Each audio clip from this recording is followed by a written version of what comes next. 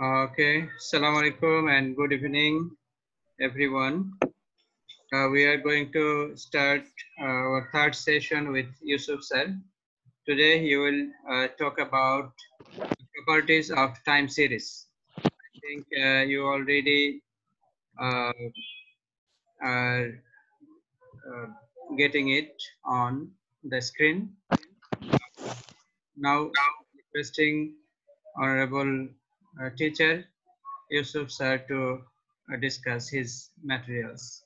Thank you very much. Thank you sir. প্রিয় শিক্ষার্থীবৃন্দ, আজকে আমরা যে বিষয়টা নিয়ে আলোচনা করব সেটা হলো টাইম সিরিজ। তো টাইম সিরিজ আসলে অনেক ভাস্ট, এটার উপরে আলাদা বইও আছে। তো আপনাদের সিলেবাস অনুযায়ী আমি এখানে যে বিষয়গুলো খুব বেশি গুরুত্বপূর্ণ বা এলিমেন্টারি লেভেলে সেই বিষয়গুলো আজকের স্লাইডের মধ্যে আপনাদের সাথে শেয়ার করব। এখানে আমি দুইটা সেকশনে ভাগ করছি। প্রথম হলো প্রাইমারি প্রপার্টিজ গুলো, এরপরে টাইম সিরিজের ইউনিট রুট টেস্ট বা আরেকটু আপার লেভেলের যেগুলো আছে সেগুলো নিয়ে আমরা আলোচনা করব। তো আজকের স্লাইড গুলো মোটামুটি আমাদের একটা ট্রেনিং ছিল ইকোনমেট্রিক্স এর উপর বাংলাদেশ ব্যাংক আসার পরে। ওখানকার ম্যাক্সিমাম স্লাইড ওখান থেকে কিছু কাস্টমাইজ করে নিচ্ছি আর কি আমাদের মতো করে। তো আমি এই লেকচার শেষে স্লাইড গুলো স্যারকে প্রতিবারের মতো এইবারও দিয়ে দিব, স্যার আপনাদেরকে স্লাইড গুলো শেয়ার করবেন। তো আমরা প্রথমে টাইম সিরিজের প্রপার্টিজ বা বেসিক প্রপার্টিজ দেখি আমাদের কি কি আছে আমাদের আজকের এই আলোচনার মধ্যে। আমরা দেখবো যে টাইম সিরিজ এবং স্টেশনারি প্রসেস, এরপর দেখবো টাইম সিরিজকে আমরা স্ট্যাটিস্টিক প্রসেস হিসেবে কিভাবে প্রেজেন্ট করতে পারি। তারপর একটা স্টেশনারি সিরিজ বা একটা টাইম সিরিজ কখনো অটোরিগ্রেসিভ প্রসেস, কখনো মুভিং এভারেজ প্রসেস, আবার কখনো অটোরিগ্রেসিভ মুভিং এভারেজ দুটাই ফলো করে, এই জিনিসটা আমরা দেখবো। এরপরে ডিটেক্টিং টাইম সিরিজ প্রসেস, অর্থাৎ এটা কি অটোরিগ্রেসিভ হবে না মুভিং এভারেজ হবে না আর্ম, অর্থাৎ অটোরিগ্রেসিভ মুভিং এভারেজ দুটো একসাথে ফলো করবে। আবার এটার চেয়ে আরেকটু আপার আছে আরএমএ process, autoregressive integrated moving average, সেটা আমরা এরপরে স্লাইডে দেখবো। এরপরে সবার শেষে হলো বক্স জেনকিন্স মেথডোলজি। এই জিনিসটা মূলত আমাদের গুজরাটি বই আছে। আজকের আলোচনা ম্যাক্সিমাম বিষয় গুজরাটি বইয়ের সাথে মিলবে বলে আশা করছি। তাহলে time series and stationary processes, প্রথম যে বিষয়টা আমাদের সেটা এখানে বলা হচ্ছে। দেখেন টাইম সিরিজটা কি আসলে। আমরা জানি স্ট্যাটিস্টিক আর ডিটারমিনিস্টিক, ইকোনমেট্রিক্স এর শুরুর দিকে আমরা পড়ে থাকি। ডিটারমিনিস্টিক মানে কি? ডিটারমিনিস্টিক মানে হলো ডিটারমাইন মানে কি নির্ধারিত, ফিক্সড, এই ধরনের বোঝায়। ডিটারমিনিস্টিক এর একটাকে বলা হয় ম্যাথমেটিক্যাল রিলেশনশিপ। ম্যাথে যেরকম আমরা এক্সাক্ট 10 জন স্টুডেন্ট যদি একটা ম্যাথ করে তাহলে 10 জন স্টুডেন্টের আনসারে কি হবে? সেম হবে। তার মানে এখানে ডিটারমাইন করা যে আনসার এত। আর স্ট্যাটিস্টিক মানে হলো মূলত র্যান্ডম, ঠিক আছে? যে যেমন স্ট্যাটিস্টিক্স এর একটা ম্যাথ করতে গেলে আমাদের পয়েন্ট সামথিং এদিক সেদিক হতে পারে, ঠিক আছে? যেমন ধরেন আপনি একটা মডেলের হেডার স্ক্যাটার সিরিজ আছে কিনা আপনি টেস্ট করছেন, 3-4টা টেস্ট, 4টা টেস্টে রেজাল্ট 4 ধরনের কিন্তু ডিসিশন সেম, ঠিক আছে? 4 জনের স্টুডেন্টের রেজাল্টই ইকুয়াল হবে না, কিন্তু ডিসিশনটা ইকুয়াল হবে, ডিসিশনটা সেম হবে। এই জন্য বলা হচ্ছে টাইম সিরিজটা হলো একটা র্যান্ডম প্রসেস, ঠিক আছে? ইকোনমেট্রিক্স এর আমাদের ইকোনমিক ভেরিয়েবলের রিলেশনগুলো সবসময় আমরা স্ট্যাটিস্টিক হিসেবে কনসিডার করি অধিকাংশ ভেরিয়েবল, কারণ এখানে হিউম্যান বিহেভিয়ার নিয়ে আলোচনা। তো এখানে আমাদের আসলে ডিটারমিনিস্টিক হওয়ার সুযোগ খুবই কম থাকে, এখানে কিছু জাজমেন্টাল ফ্যাক্টর থাকে। তাহলে বলা হচ্ছে স্ট্যাটিস্টিক প্রসেস, সরি কেউ একজন, আচ্ছা দেখেন, বলা হচ্ছে statistic process is an infinite collection of random variables Y indexed by time, অর্থাৎ বিভিন্ন সময়ে ওয়াই এর যেই ভ্যালুগুলো আছে, ঠিক আছে, তার একটা স্পেসিফিক রিয়েলাইজেশন হলো কি টাইম সিরিজ। কথার কথা এখানে আমি অনেকগুলো ডিস্ট্রিবিউশন দিছি। এটা হলো ওয়াইটি সময়ে ওয়াইটি প্লাস 1, ওয়াইটি প্লাস 2, এইভাবে ওয়াইটি প্লাস কে কে সংখ্যক টাইম পিরিয়ড আমাদের এখানে বিবেচনা করা হচ্ছে। যেমন ধরেন আজকে 2020 সালে বাংলাদেশের জিডিপি অনেকগুলো পসিবল নাম্বার হতে পারে। এই জিডিপির একটা ডিস্ট্রিবিউশন আছে, যে ডিস্ট্রিবিউশনটা হলো আমরা ধরে নিচ্ছি নরমাল, ঠিক আছে? তাহলে এই ডিস্ট্রিবিউশন থেকে, এটা হলো জিডিপি ডিস্ট্রিবিউশন, এই ডিস্ট্রিবিউশন থেকে একটা পার্টিকুলার নাম্বার যেটাকে আমরা বলি রিয়েলাইজেশন। এই বছরের শেষে, উদাহরণস্বরূপ এই বছরের শেষে বাংলাদেশের জিডিপি গ্রোথ হলো 7.2। তাহলে এই 7.2টা হলো একটা পার্টিকুলার রিয়েলাইজেশন। জিডিপি গ্রোথের অনেকগুলো ভ্যালু হতে পারে সম্ভাব্য, ওখান থেকে একটা ভ্যালু যেটাকে আমরা বলতেছি রিয়েলাইজেশন, সেটা হচ্ছে ধরেন 7.2। তাহলে সেটা হলো কি, এই পুরো জিডিপি গ্রোথের যে ডিস্ট্রিবিউশন, এই ডিস্ট্রিবিউশন থেকে একটা পার্টিকুলার নাম্বার। ঠিক আছে, তাহলে টাইম সিরিজ হলো কি, realisation of infinite collection of values of a variable. একটা ভেরিয়েবলের ইনফাইনাইট কালেকশন থেকে একটা পার্টিকুলার রিয়েলাইজেশন হলো কি টাইম সিরিজ। তাহলে এই 2020 সালের জন্য যেমন পাবো, তেমনি অনুরূপভাবে 2021, 2022 এরকম বিভিন্ন সময়ে আমাদের বিভিন্ন ভ্যালু আসবে। প্রত্যেকটা ভ্যালুকে বলা হচ্ছে টাইমের এগেইনস্টে, ইন্ডেক্সড বাই টাইম। দেখেন, টাইমের এগেইনস্টে গিয়ে আমরা ভ্যালুগুলো পাবো, এই জন্য এটাকে বলা হচ্ছে কি টাইম সিরিজ। এরপরের গ্রাফে দেখেন যে এই পুরো ডিস্ট্রিবিউশন থেকে জিডিপি হলো ধরেন এটা 7.2, এরপরের বছর একটু বেশি হলো, এভারেজের চাইতে বেশি, ধরেন 8.1, তারপরের বছর ধরেন 8, তার বছর পরের বছর ধরেন 7.4, এরকম পার্টিকুলার ভ্যালু। ঠিক আছে, এই যে ডট সাইন গুলো দেওয়া হচ্ছে, ঠিক আছে, এই ডট সাইন গুলো বোঝানো হচ্ছে যে রিয়েলাইজেশন। পুরো স্ট্যাটিস্টিক প্রসেসের একটা রিয়েলাইজেশন হলো বা একটা পার্টিকুলার ভ্যালু হলো ডট প্রসেস, ডট ভ্যালু গুলো। এখানে দেখেন ক্যাপিটাল ওয়াই দ্বারা আমরা পপুলেশনকে বোঝাচ্ছি, অর্থাৎ টোটাল ডিস্ট্রিবিউশনটাকে, আর স্মল ওয়াই দ্বারা আমরা বোঝাচ্ছি এটার পার্টিকুলার ভ্যালু বা পার্টিকুলার রিয়েলাইজেশন, যেটাকে আমরা সাবসেটও বলতে পারি। ঠিক আছে, এতটুকু তো কারো প্রশ্ন আছে?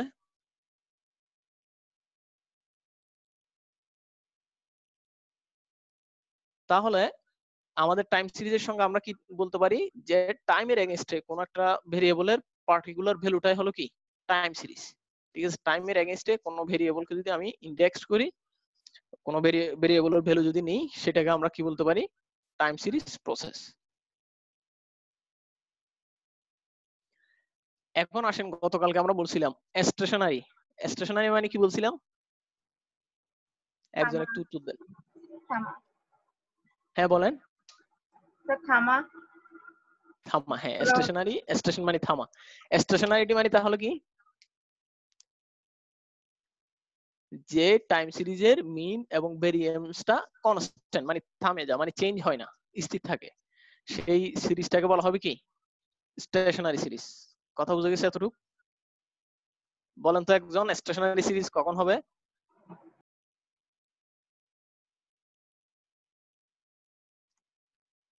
একটা সিরিজকে আমরা কখন স্টেশনারি বলবো? যে টাইম সিরিজের ভ্যালুটা কনস্ট্যান্ট, ভেরিয়েন্স এগুলো কনস্ট্যান্ট থাকে। হ্যাঁ, মিন, ভেরিয়েন্স এবং কোভেরিয়েন্স। তাহলে এই জিনিসটা এখানে আপডেট ইয়া করতেছে একটু, সরি ইন্টারাপশনের জন্য।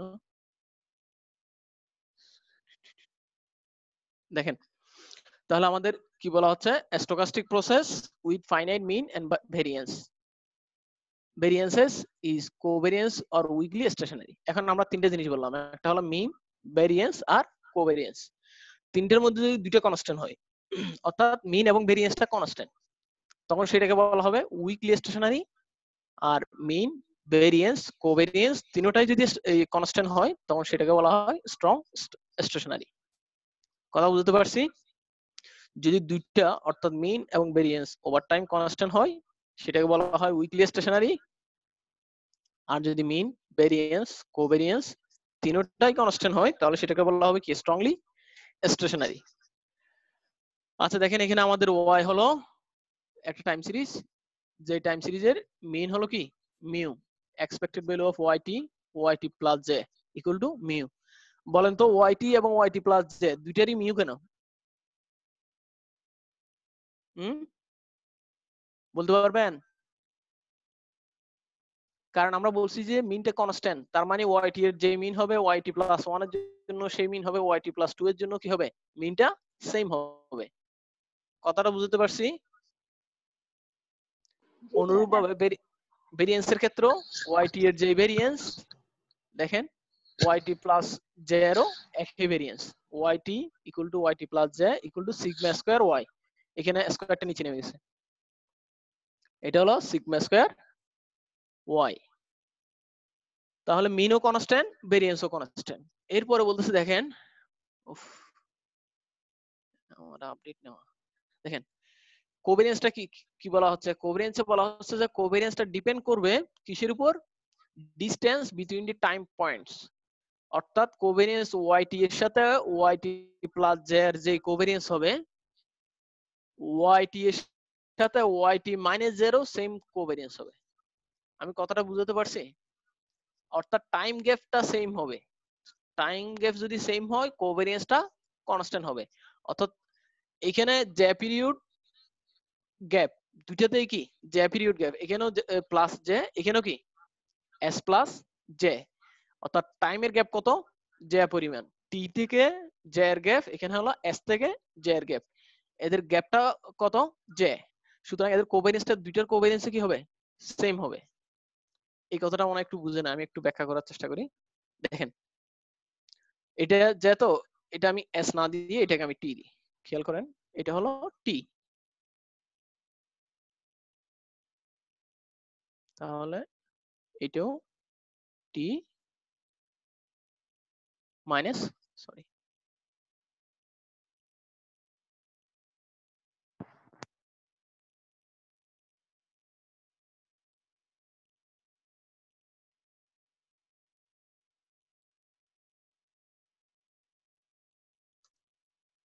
খেয়াল করেন এখানে আমরা কি দিলাম, আমি জাস্ট মাইনাস যে জিনিসটা বোঝানোর চেষ্টা করতেছি আপনাদেরকে, যে প্লাস যে ভেরিয়েন্স আসবে মাইনাস জেরো সেম রেজাল্ট আসবে। এখন খেয়াল করেন আমি কি করলাম, একটাকে দিচ্ছি টি প্লাস জে, আরেকটাকে দিচ্ছি কি টি মাইনাস জে। অর্থাৎ এদের গ্যাপ হলো কত, জে পিরিয়ড। যদি দুটা কোভেরিয়েন্সের টাইম একই হয়, টাইম গ্যাপ সেম হয়, তাহলে এদের কোভেরিয়েন্সটা কনস্ট্যান্ট হবে। এই কথাটা বোঝানোর চেষ্টা করতেছি। প্লাসের ভ্যালুতে যেই গ্যাপ, মাইনাসের ভ্যালুতেও কি সেম গ্যাপ। ধরেন জে সমান 2, তাহলে কি হচ্ছে এখানে টি প্লাস 2, আর এখানে হচ্ছে কি টি মাইনাস 2। ঠিক আছে, তাহলে টি প্লাস 2 এর যে কোভেরিয়েন্স পাবো আমরা, টি মাইনাস 2 এরও সেম কোভেরিয়েন্স পাবো। এতটুকুতে কারো প্রশ্ন থাকলে বলতে পারেন।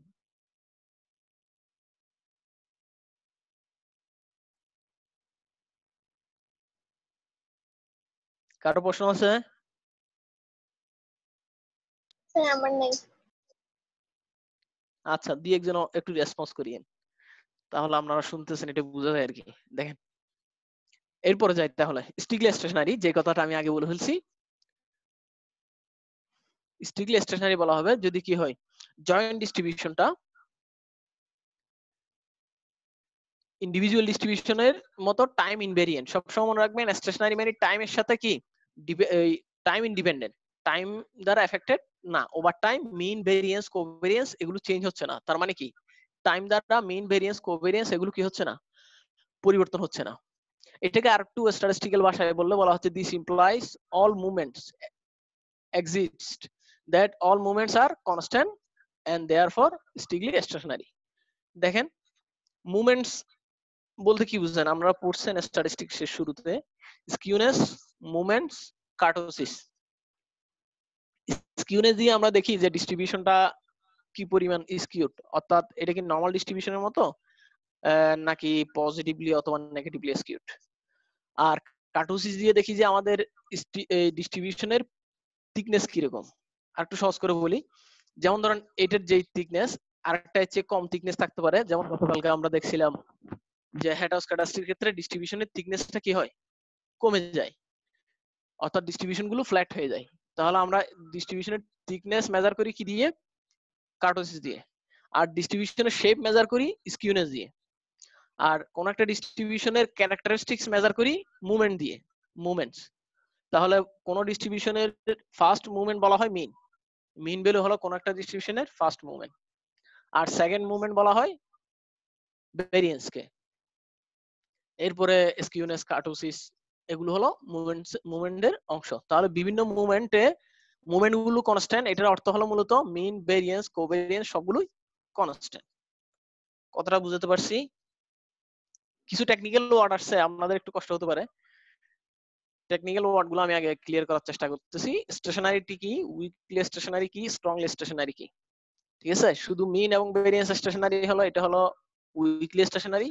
আর মিন, ভেরিয়েন্স, কোভেরিয়েন্স সবগুলো যদি কনস্ট্যান্ট হয় সেটাকে বলা হচ্ছে স্ট্রংলি স্টেশনারি।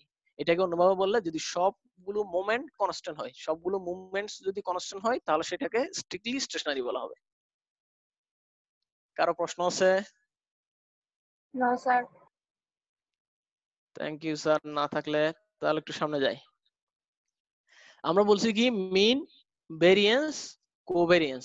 আপাতত কোভেরিয়েন্সটা বাদ দিলাম, ধরেন মিন এবং ভেরিয়েন্স এই দুটো যদি স্থির থাকে, কনস্ট্যান্ট থাকে, সেটা হলো কি স্টেশনারি। এখানে 4টা গ্রাফ আছে, দেখেন 1 নাম্বার, এটা আমি 2 নাম্বার দিলাম, এটা 3 নাম্বার, এটা 4 নাম্বার। বলেন এই 4টা গ্রাফের মধ্যে কোন গ্রাফটা স্টেশনারি?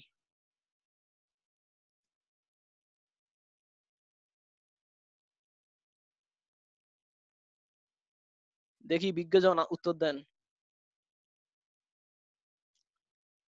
4টা গ্রাফের মধ্যে কোনটা স্টেশনারি?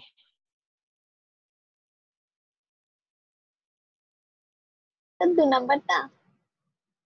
কোনটা? 2 নাম্বারটা যেটা পাহাড়ের মধ্যে চলে আছে। আচ্ছা, এইটা আপনি বলতেছেন এটা স্টেশনারি। ওনার সাথে কি কেউ একমত আছেন?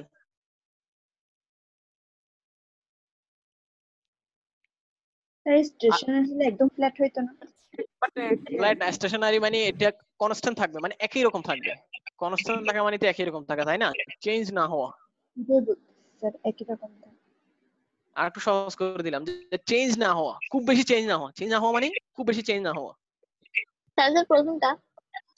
প্রথমটা, ভেরি গুড। প্রথমটাই হবে। তারপর প্রথমটাই হবে। কেন? কারণ এটা শেপটা প্রথমটাও অলমোস্ট একই চেঞ্জ এমন।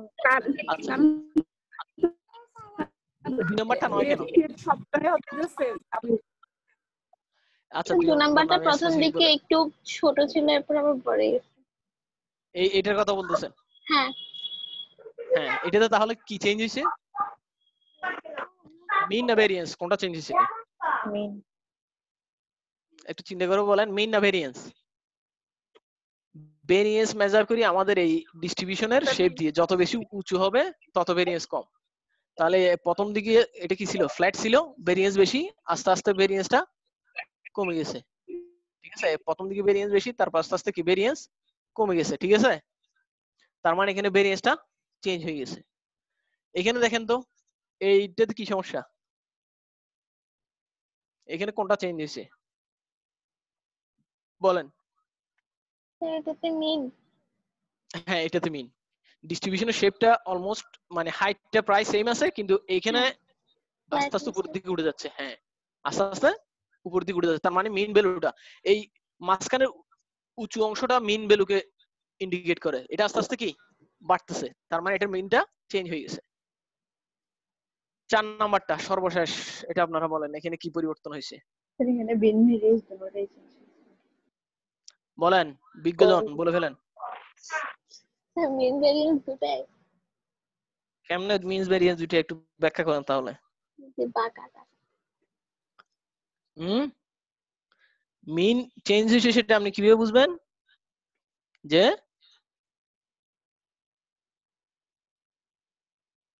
এটার এই যে অংশটা আছে সেটা সেম থাকবে না, আর যদি এই শেপটা সেম থাকে, শেপটা সেম থাকলে তখন সেটা আমরা কি বলি? ভেরিয়েন্সটা কনস্ট্যান্ট বলি। Shit.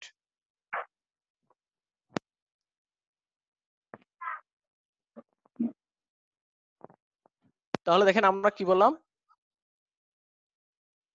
দেখতে পাচ্ছি না তো। দেখতে পাচ্ছেন না? আগে তো দেখে ফেলছেন। আচ্ছা দাঁড়ান, একটু আপডেটে ডিস্টার্ব করতেছে, আপডেট নিচ্ছে।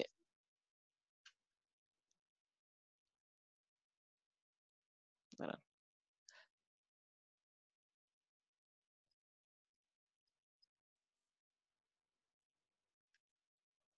একদিকে বিদ্যুৎ ডিস্টার্ব করতেছে, এখন কম্পিউটারে ডিস্টার্ব করতেছে।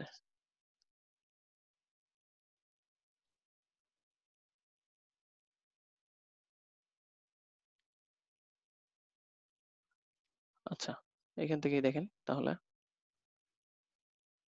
কি বললাম আমরা? 4 নম্বরে কি সমস্যা আছে সেটা আমাদের কাছ থেকে জিজ্ঞেস করছিলাম। 4 নম্বরটা দিয়ে আমরা সামনে চলে যাব। এখানে বলছি যে আমাদের কিনা স্টেশনারি না, সেই কথাটা এখানে বলা হচ্ছে। স্যার নিচের দিকে অনেকটা কাটা দেখা যাচ্ছে না তো ক্লিয়ারলি। জি ম্যাডাম, আমি একটু করতেছি, একটু ধৈর্য ধরেন। হুপস,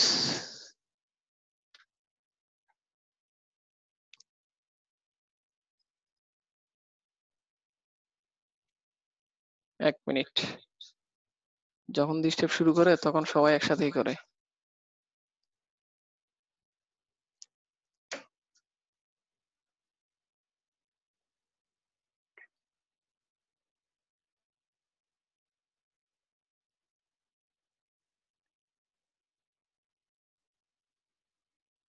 এখন দেখা যাচ্ছে? একটু কষ্ট করে দেখে নেন। আচ্ছা স্যার। হ্যাঁ বলেন, এখানে কি সমস্যা এখন? স্যার ইউসুফ স্যার, স্যার একটু হ্যাঁ আপনি এই স্লাইড স্ক্রিন শেয়ারটা অফ করে দিয়ে আবার এই ফাইলটা নতুন করে ওপেন করে ওপেন করেন। হ্যাঁ হ্যাঁ, জি জি স্যার, থ্যাংক ইউ স্যার।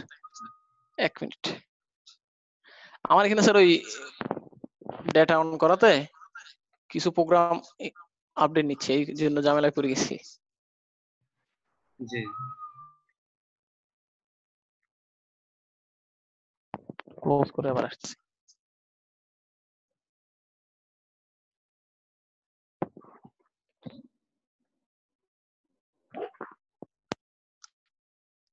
এখন আশা করি দেখা যাচ্ছে। হ্যাঁ দেখা যাচ্ছে।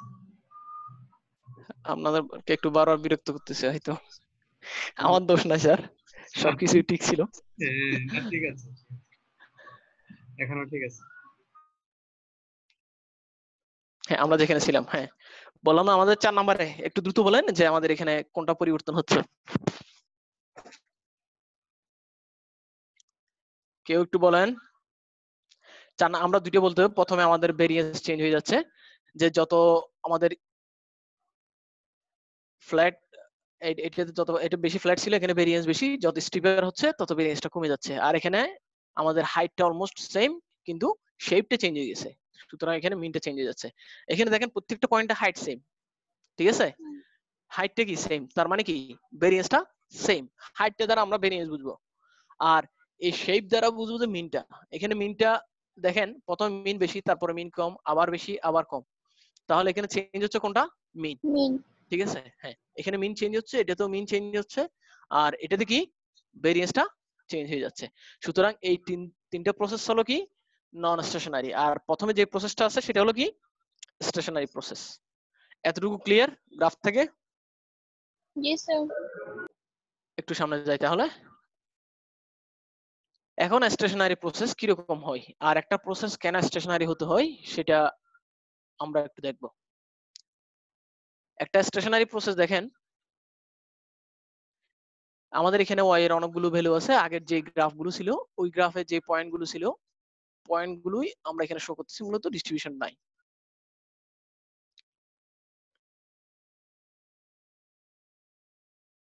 দেখেন এখানে আমি দুইটা ভাগে ভাগ করলাম। আমি টোটাল স্যাম্পলটাকে কিছু 5টা অবজারভেশন আমি গ্রিন লাইন দিছি, আর 5টা অবজারভেশন কি দিছি? রেড লাইন দিছি। প্রথমে বলা হচ্ছে could the green sample be used, আমরা কি গ্রিন স্যাম্পলটা ইউজ করতে পারবো কিনা, অথবা গ্রিন স্যাম্পলটা রেড স্যাম্পল হচ্ছে বেটার কিনা, অথবা দুইটাই মিলেই বেটার কিনা, এটা আমরা কিভাবে বুঝবো? পরের লাইনে এই কথাটা বলা আছে যে যখন একটা সিরিজ স্টেশনারি হয়, ধরেন আমার কাছে 50টা অবজারভেশন আছে একটা সিরিজের, 50টা টোটাল সিরিজটা স্টেশনারি, ঠিক আছে? যদি টোটাল সিরিজটা স্টেশনারি হয় তার মানে কি এর মিনও কনস্ট্যান্ট থাকবে, ভেরিয়েন্স তো কি থাকবে? কনস্ট্যান্ট থাকবে। তখন আমি কি করব, আমি টোটাল 50টা স্যাম্পল নিয়ে ডিসিশন নিলে যে ডিসিশন আসবে, হাফ স্যাম্পল 25টা দিয়ে ডিসিশন নিলেও সেম ডিসিশন আসবে, কারণ এর মিন এবং ভেরিয়েন্সটা পরিবর্তন হচ্ছে না, ঠিক আছে? এই কথাটা কিনা বলছি, if a stochastic process is stationary then any observed time series suffice to make inference about the properties of the process. এই ক্ষেত্রে বলা হচ্ছে the longer the series is the more precise the inference, অর্থাৎ সিরিজটা যত বড় হবে, sample size যত বড় হবে, ততই আমাদের ডিসিশনটা অ্যাকুরেট হবে, ততই প্রিসাইজ স্পেসিফিক হবে আর কি। তাহলে আমরা কি গ্রিন স্যাম্পলটা ইউজ করতে পারি বলেন?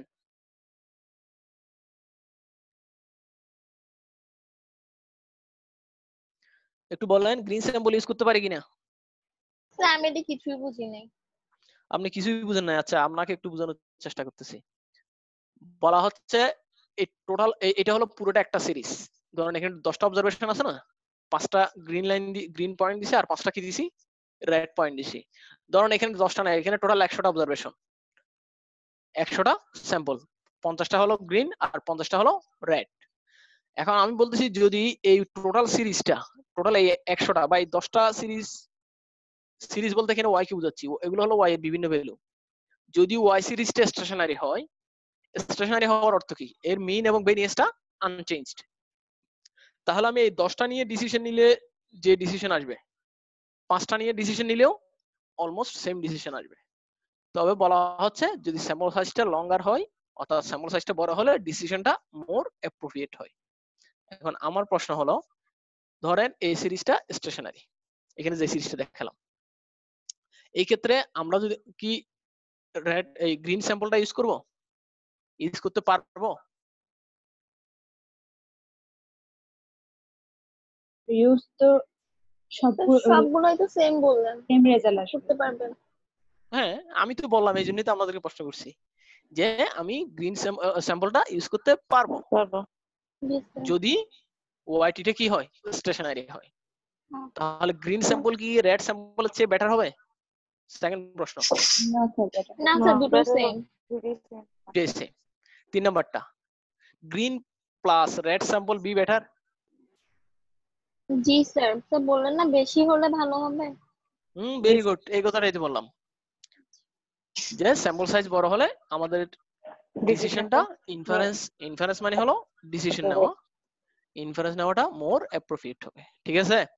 তাহলে একটা সিরিজ কেন স্টেশনারি হওয়া দরকার এই কথাটা যদি আমি বলি, তাহলে এক লাইনে আপনারা কি উত্তর দিবেন? যেন কেন একটা সিরিজ স্টেশনারি হওয়া গুরুত্বপূর্ণ, হয় a series must be stationary or to be stationary, কেন একটা সিরিজ স্টেশনারি হতে হবে, এক লাইনে কি উত্তর দিবেন বলেন? ডিসিশন মেক করতে ইজিয়ার হয়। আপনি একদম ডিসিশনে চলে গেছেন, আর একটু আগে থাকেন। এটা ক্যালকুলেশন করবেন, ক্যালকুলেশনের পর্যন্ত থাকেন। তাহলে ক্যালকুলেশন করতে সহজ হয়। যে কোনো একটা পোরশন নিয়ে ক্যালকুলেট করে আমরা হোল পপুলেশন সম্পর্কে ইনফারেন্স করতে পারি, ডিসিশন নিতে পারি। আমি কি বললাম যে কোনো একটা স্যাম্পল নিয়ে কাজ করা যায়, যে একটা স্যাম্পল নিয়ে কাজ করে হোল পপুলেশন সম্পর্কে ডিসিশন নেওয়া যায়। এতটুকু বুঝা গেছে?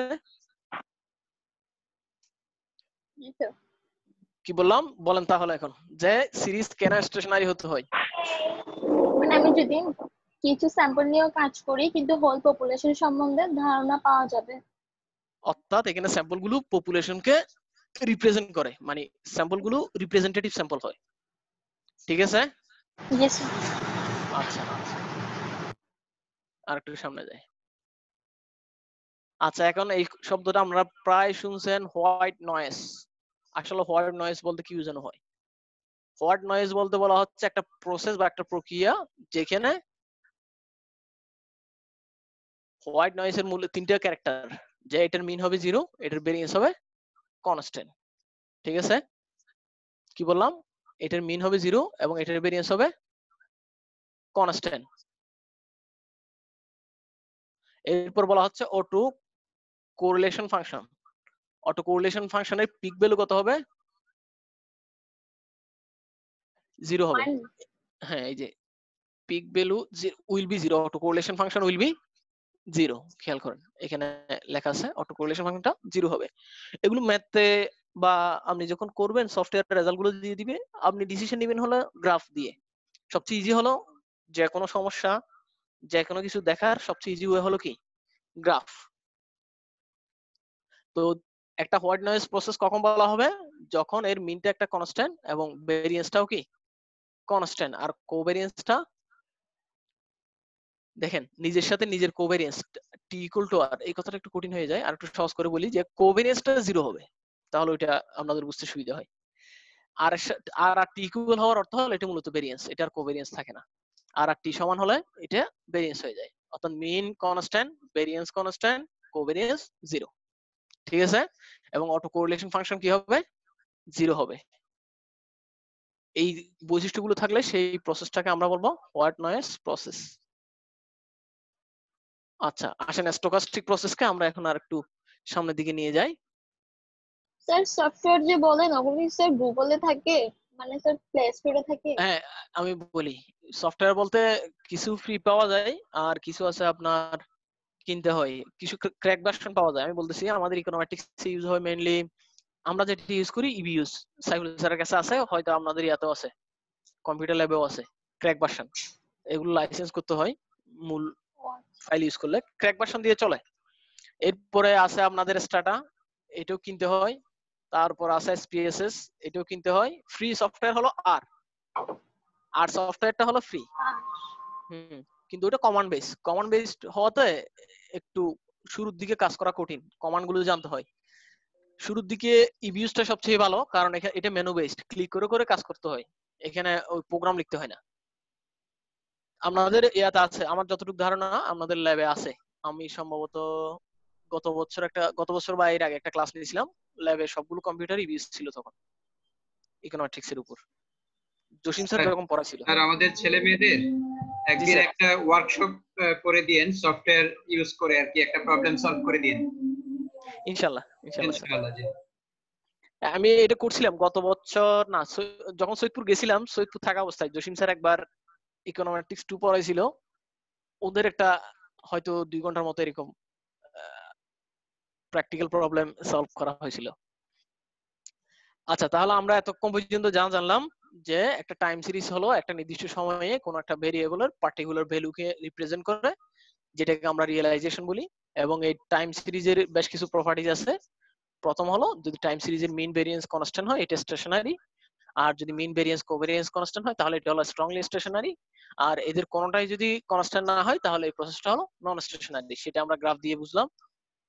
এরপর আসতেছে এখন একটা সিরিজকে আমরা কিভাবে রিপ্রেজেন্ট করব। প্রথমে বলা হচ্ছে অটো রিগ্রেসিভ। আমরা বলছিলাম অটো মানে সবসময় কি, নিজের সাথে নিজের। গতকালকে বললাম অটো কোরিলেশন, ইউ এর সাথে ইউ এর ল্যাগ ভ্যালুর কোরিলেশন।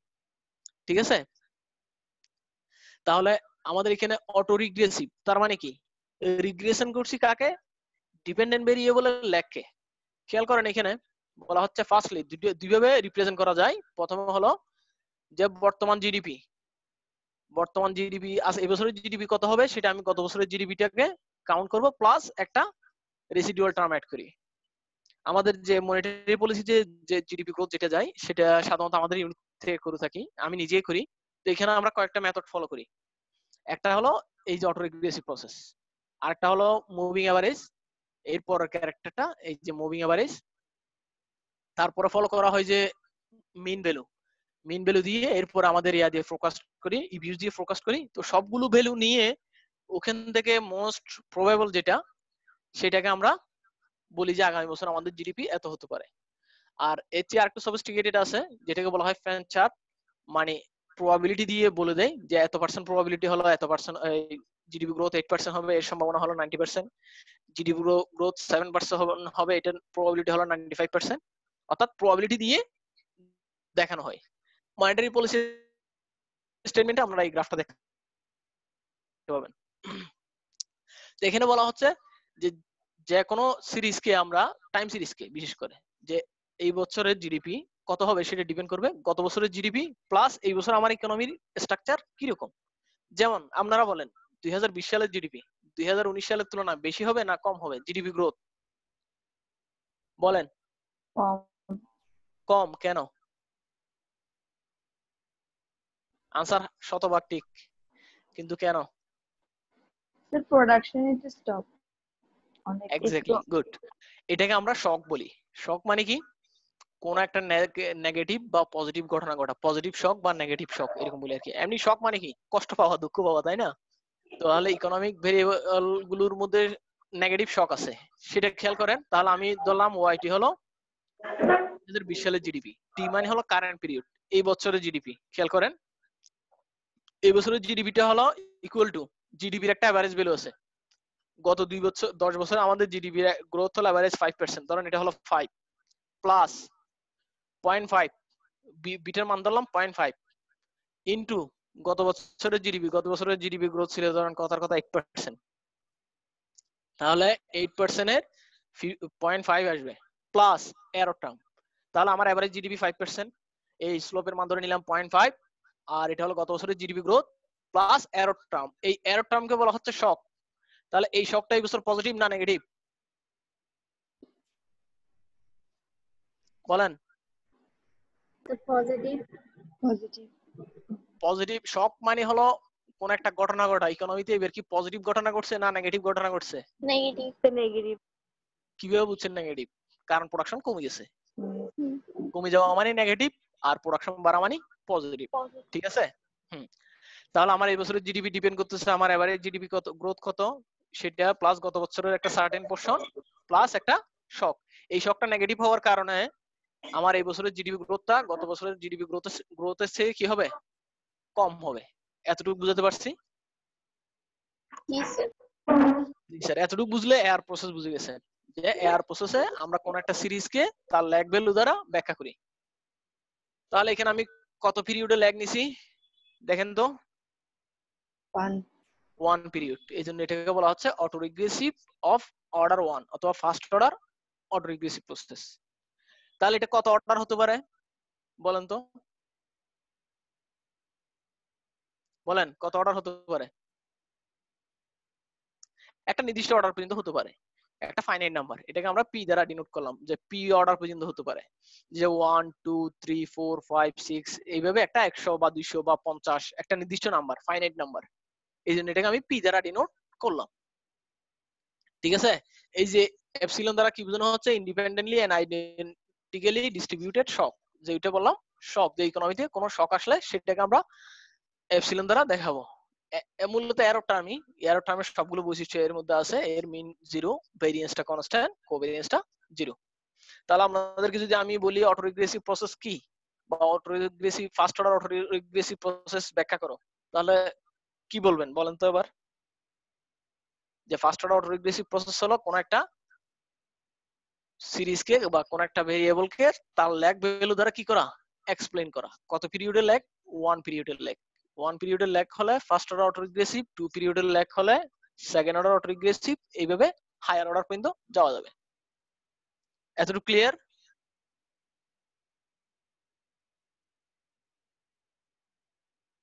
জি স্যার। হ্যাঁ, তাহলে বললাম যে দুইভাবে আমরা একটা সিরিজকে রিপ্রেজেন্ট করতে পারি, একটা চলে গেছে অটো রিগ্রেসিভ। এটা আমাদের অধিকাংশ টাইম সিরিজের ক্ষেত্রে এই বৈশিষ্ট্যটা হয়। এবং আপনারা যখন থিসিস করবেন, যারা থিসিস করছেন, অনেক সময় আমাদের 1-2 বছরের ডেটা মাঝখানে মিসিং, অথবা শেষের দিকে মিসিং, অথবা শুরুর দিকে মিসিং হয়। তো এই ক্ষেত্রে আমরা ডেটা ম্যানিপুলেট বলি যেটাকে, এটা একটা ভদ্র নাম হলো এক্সট্রাপোলেশন। যদি আমার কাছে 2019 সালের ডেটা আছে, আমি 2020 সালের ডেটা বানাবো, মানে স্যাম্পলের বাইরে করলে সেটাকে বলা হয় এক্সট্রাপোলেশন। স্যাম্পলের মধ্যে ধরেন আমার 1991-92 এর ডাটা নাই, 1980 সাল থেকে 2020 সাল পর্যন্ত সব ডেটা আছে, মাঝখানে 3 বছরের ডেটা নাই, তাহলে ওই ডেটাটা যদি আমি বানাই সেটাকে বলা হয় ইন্টারপোলেশন, মানে মাঝখানে, এই জন্য এটা ইন্টারপোলেশন। আর স্যাম্পলের বাইরে এক্সট্রা হিসেবে সেটা হলো এক্সট্রাপোলেশন। তো এক্সট্রাপোলেশন করার ক্ষেত্রে এই জিনিসটা খুব কাজ দেয়, যে আমরা অটো রিগ্রেসিভ করে এক্সট্রাপোলেট করতে পারি। যা গত 10 বছরের জিডিপি গ্রোথ 7%, সুতরাং 2020 সালেরটা 7 প্লাস মাইনাস সামথিং হবে। তখন এই কাজটা করা হয় যখন কোন একটা সিরিজ মিসিং বা পাওয়া না যায়। তাহলে টাইম সিরিজ প্রসেসকে বা কোন একটা টাইম সিরিজ প্রসেসকে দুইভাবে রিপ্রেজেন্ট করতে পারি, একটা আমাদের হলো অটো রিগ্রেসিভ। এতটুকু ক্লিয়ার?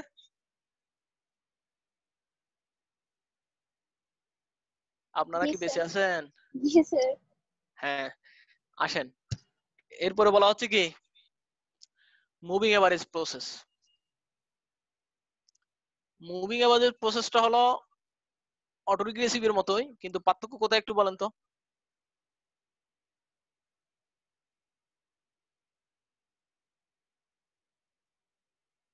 স্যার এখানে কি অনেকগুলো ইয়ার নিতে হবে? অনেকগুলো ইয়ার অটো রিগ্রেসিভ আপনি নিতে পারেন, ওখানে তো আমরা বললাম পি পর্যন্ত যেতে পারেন, পি সমান 10 20 30 40 100, যে কোনো কিছু হতে পারে।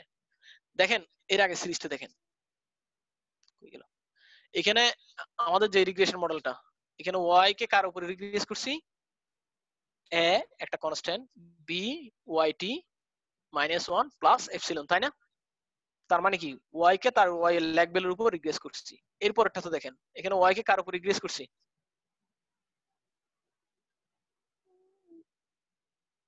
কার উপরে? এরর টার্মের। এখানে হলো ল্যাগ এরর টার্ম, এই জন্য এটাকে বলা হচ্ছে মুভিং এভারেজ। খেয়াল করেন, অটো রিগ্রেসিভ আমি আগেই বলছি, রিগ্রেশন থেকে রিগ্রেসিভ, যে রিগ্রেশন মডেলে ডিপেন্ডেন্ট ভেরিয়েবলের ল্যাগকে ইন্ডিপেন্ডেন্ট ভেরিয়েবল হিসেবে ইউজ করা হয় সেটা হলো auto regressive model. Are moving average model হলো যেই মডেলে বা যে রিগ্রেশন মডেলে এরর টার্মের ল্যাগকে ইন্ডিপেন্ডেন্ট ভেরিয়েবল হিসেবে ইউজ করা হয় সেটাকে বলা হচ্ছে কি মুভিং এভারেজ মডেল। এখানে একটা এক্সাম্পল দেওয়া আছে, যেমন ধরেন গত বছর, এইটা বেশি ভালো হয় যখন কোয়ার্টারলি জিডিপি কাউন্ট করে। ধরেন আমাদের দেশে তো মান্থলি জিডিপি আছে, সরি ইয়ারলি। যদি জিডিপিটা কোয়ার্টারলি কাউন্ট করে, তাহলে যদি একটা কোয়ার্টারে বন্যা হয়, আমাদের বর্ষাকালে প্রায় সময় বন্যা হয়, তাহলে কি হবে? শুধু ওই কোয়ার্টারে না, এর পরবর্তী আরো কয়েক কোয়ার্টার পর্যন্ত কি থাকে, এই এটার প্রভাব থাকে। যেমন বড় ধরনের ঘূর্ণিঝড় আমাদের সিডর হয়েছিল, সিডরের কারণে শুধু যে ওই বছরের জিডিপি কম হয়েছে তাই না, পরবর্তী আরো 2-1 বছর এটার কি ছিল, প্রভাব ছিল। এই কথাটা এখানে বলা হচ্ছে, ধরেন ইকোনমিতে কোনো নেগেটিভ শক, উদাহরণস্বরূপ বন্যা হলো, তাহলে শুধুমাত্র ওই বছরের জিডিপি না, শুধুমাত্র প্রিভিয়াস জিডিপি না, কারেন্ট জিডিপিও কি হবে, শিট, কারেন্ট জিডিপিও আপনার এফেক্টেড হবে, এই কথাটা বলা হচ্ছে। আবার সেই ডিস্টার্ব শুরু করছে, আচ্ছা এতটুকুই থাক। তাহলে খেয়াল করেন, আমরা আর মুভিং এভারেজ প্রসেসে কি দেখলাম, যে কোন একটা সিরিজকে শক, এগুলোকে আমরা বলতেছি শক, এর আগে স্লাইডে বলছি এরর টার্ম গুলোকে বলা হচ্ছে শক। যে শকের উপর যদি আমি রিগ্রেস করি বা এরর টার্মের ল্যাগের উপর রিগ্রেস করি, তাহলে সেটাকে বলা হচ্ছে moving average process. Auto regressive প্রসেসের মতো মুভিং এভারেজ প্রসেসও first order, second order, higher order পর্যন্ত হতে পারে।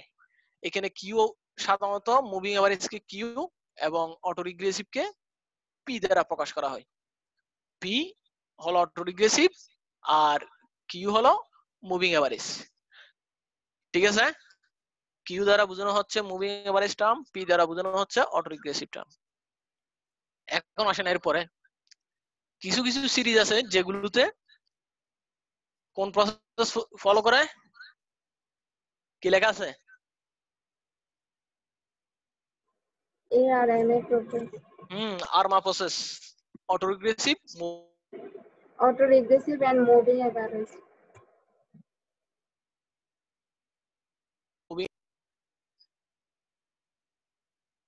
Moving average process, auto regressive, moving average process. আরমা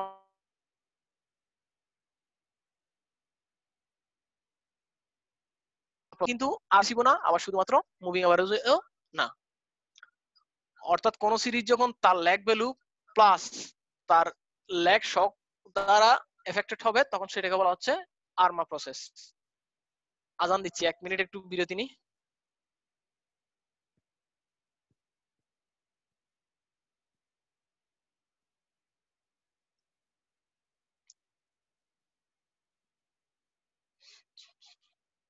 আমরা আসি তাহলে, যেটা বলতেছিলাম যে অধিকাংশ টাইম সিরিজ হলো আমাদের কি আরমা প্রসেস ফলো করে, অর্থাৎ auto regressive, moving average process follow করে। এক্ষেত্রে কি হয়, কোন একটা সিরিজকে আমরা তার ল্যাগ ভ্যালু এবং ল্যাগ শক দ্বারা এক্সপ্লেইন করি।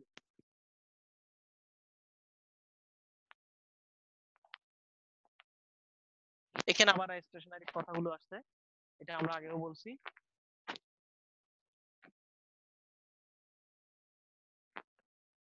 এটা এখানে কিছু ক্যালকুলেশন দেখানো হচ্ছে যে আরমা প্রসেসকে কিভাবে, সরি অটো রিগ্রেসিভ প্রসেসকে কিভাবে মুভিং এভারেজ প্রসেসকে কনভার্ট করা হয়। এটা জাস্ট টেকনিক্যাল একটা জিনিস, এটা দেখার দরকার নাই। যদি এগুলো হায়ার স্টাডি করে তখন আমরা এগুলো দেখতে পারেন, স্লাইডে আছে। এখন আসেন ডিটেক্টিং টাইম সিরিজ প্রসেস। এতক্ষণ আমরা বললাম যে সিরিজটা স্টেশনারি বা নন স্টেশনারি, অনেকগুলো কথা বললাম। এখন আমরা সেটা কিভাবে ডিটেক্ট করব, একটা সিরিজ স্টেশনারি নাকি নন স্টেশনারি।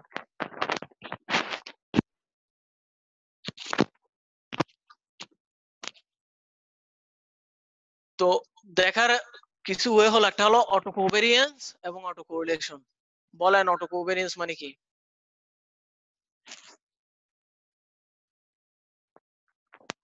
কেউ একজন বলেন।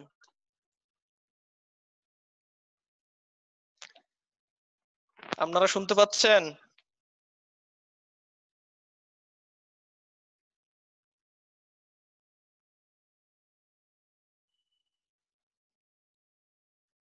অটো কোরিলেশন কি সেটা বলেন একজনে, গতকালকে পড়ালাম। এরর টার্মের মধ্যে রিলেশন থাকে। হ্যাঁ, এরর টার্ম যদি তার ল্যাগ এরর টার্ম এর সাথে কোরিলেটেড হয় তখন সেটাকে আমরা অটো কোরিলেশন বলি। এটা কিন্তু শুধু এরর টার্মের মধ্যে হবে তা না, যে কোনো ভেরিয়েবল যদি তার ল্যাগের সাথে কোরিলেটেড হয় আমরা বলি কি অটো মানে কি নিজের সাথে নিজে, তাই না? গতকালকে বললাম।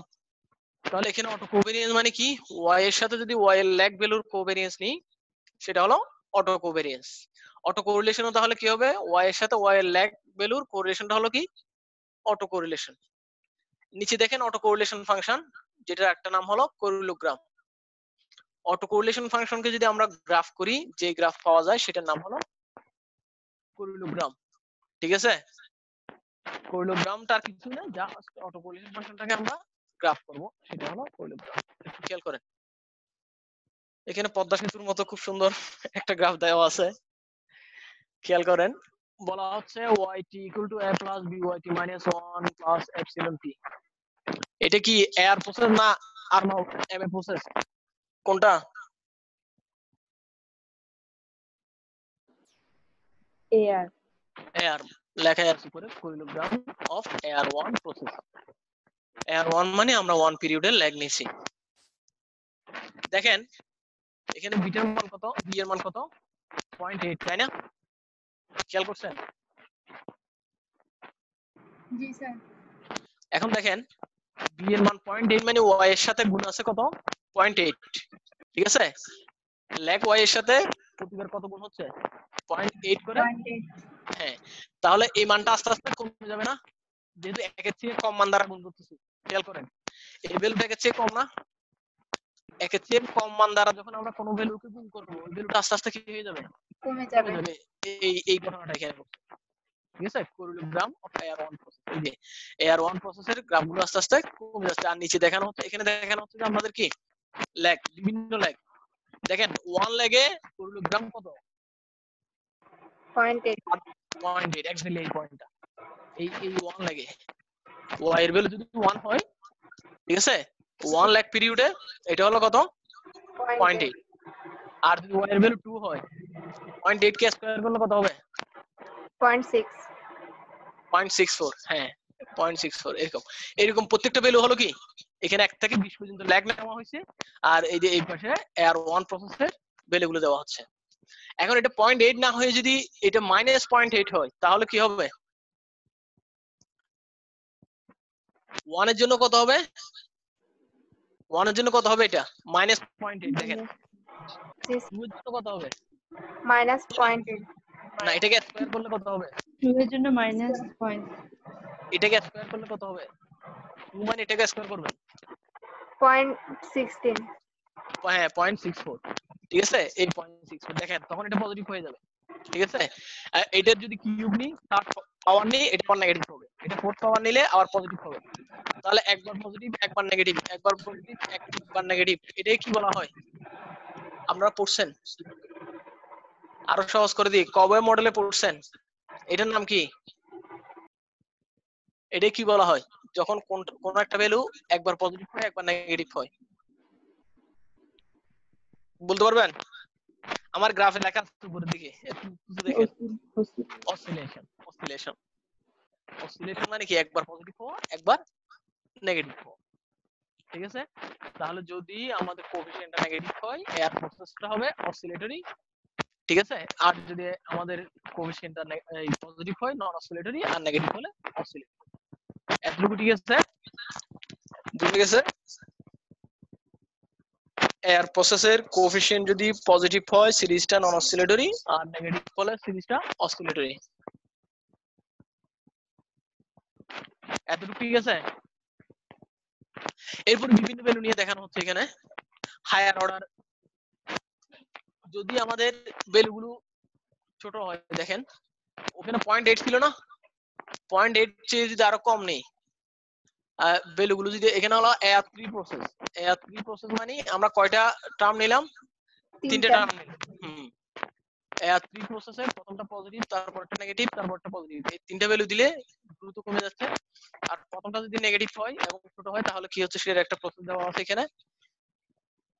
এগুলো মূলত গ্রাফিক্যাল প্রেজেন্টেশন, যে এয়ার প্রসেসটার ট্রেন্ডটা কি রকম। লাস্টে গিয়ে আমরা একটা কনক্লুশন ড্র করব যে এয়ার প্রসেসটা কখন কি রকম হয় সেটা বোঝার চেষ্টা করতেছি আমরা এখানে, কখন দ্রুত জিরো হয়ে যাচ্ছে আর কখন অসিলেটরি হচ্ছে, সেই জিনিসগুলো এখানে গ্রাফে দেখার চেষ্টা করতেছি।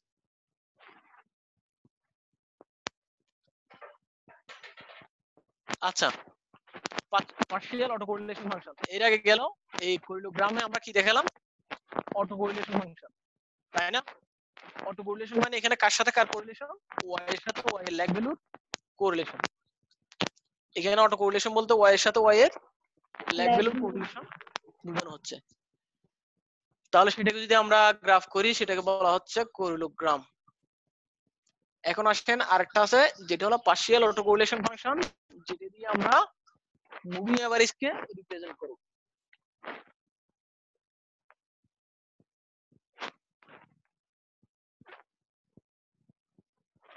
এখানে দেখেন আমাদের পার্শিয়াল অটো কোরিলেশন ফাংশন দেওয়া আছে একটা ওয়াইটি এর জন্য। এটার কত পর্যন্ত ল্যাগ নিছি আমরা খেয়াল করেন তো, ল্যাগ কত পর্যন্ত নিলাম, 2 p পর্যন্ত। হ্যাঁ, p পর্যন্ত, হ্যাঁ p পর্যন্ত আমরা ল্যাগ নিছি। ইকুয়াল টু 3 মানে কত ল্যাগ, 3 ল্যাগ, মানে yt -1 yt -2 yt -3। হ্যাঁ, p এর মান 3 মানে 3 ল্যাগ নিছি, p এর মান 2 মানে 2 ল্যাগ নিছি। এখন দেখেন partial auto correlation function of AR1, এর আগে আমরা দেখছিলাম কি অটো কোরিলেশন ফাংশন, তাই না? অটো কোরিলেশন ফাংশনটা কি রকম ছিল, পদ্মা সেতুর মতো আস্তে আস্তে আস্তে আস্তে কমতেছে। আর পার্শিয়াল অটো কোরিলেশন দেখেন ড্রাস্টিক্যালি কমে গেছে, একটা এরপর এর আর কিছু পাওয়া যাচ্ছে না, খেয়াল করছেন? পার্শিয়াল অটো কোরিলেশন ফাংশন শুধুমাত্র প্রথম পিরিয়ডের জন্য। হ্যালো, শুনতে পাচ্ছেন? স্যার আপনার কথাগুলো কিছুক্ষণ একদম স্পষ্ট, এরপর আবার মাঝখান দিয়ে শোনা যায় না, আবার একটু শুনি আবার শোনা যায় না, এরকম। যাকে sir positive negative positive negative. এখানে আমার কোনো হাত নাই। স্যার প্রথম দিকে ঠিক ছিল। এটা হলো একটা শক, নেগেটিভ শক পজিটিভ শক। দেখেন এখন শোনা যাচ্ছে? স্যার এখন শোনা যাচ্ছে।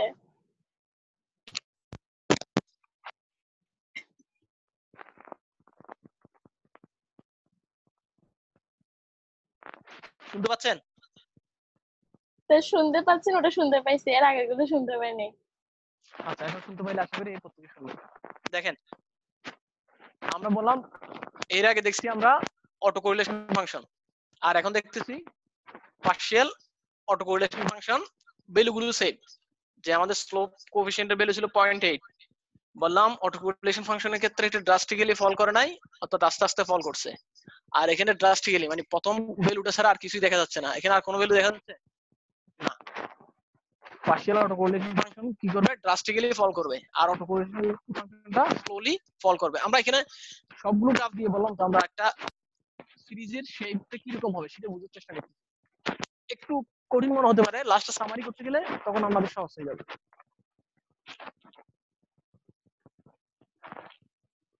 এইবার পার্শিয়াল অটো কোরিলেশন ফাংশন বিভিন্ন ল্যাগের জন্য AR3 প্রসেসরের ক্ষেত্রে কি হবে।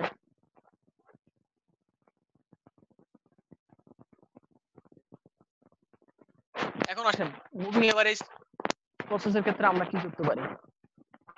এর আগে দেখলাম যে অটো রিগ্রেসিভ প্রসেসের ক্ষেত্রে auto correlation function slowly decrease হয় আর partial auto correlation function drastically fall করে। বলা হচ্ছে মুভিং এভারেজের ক্ষেত্রে ঠিক অপোজিট ঘটনাটা ঘটে। অপোজিট ঘটনা মানে কোরিলোগ্রাম অফ মুভিং এভারেজ প্রসেস। খেয়াল করেন কোরিলোগ্রাম মানে কি বললাম, auto correlation function ACF. Auto correlation ফাংশনকে গ্রাফ করলে সেটা হলো কোরিলোগ্রাম, ঠিক আছে? এখানে দেখেন কোরিলোগ্রাম কয়টা গ্রাফ আছে, এখানে কয়টা, 3টা তিনটা, ঠিক আছে? জি আর স্যার। পার্শিয়াল অটো কোরিলেশন কয়টা? অনেকগুলো না?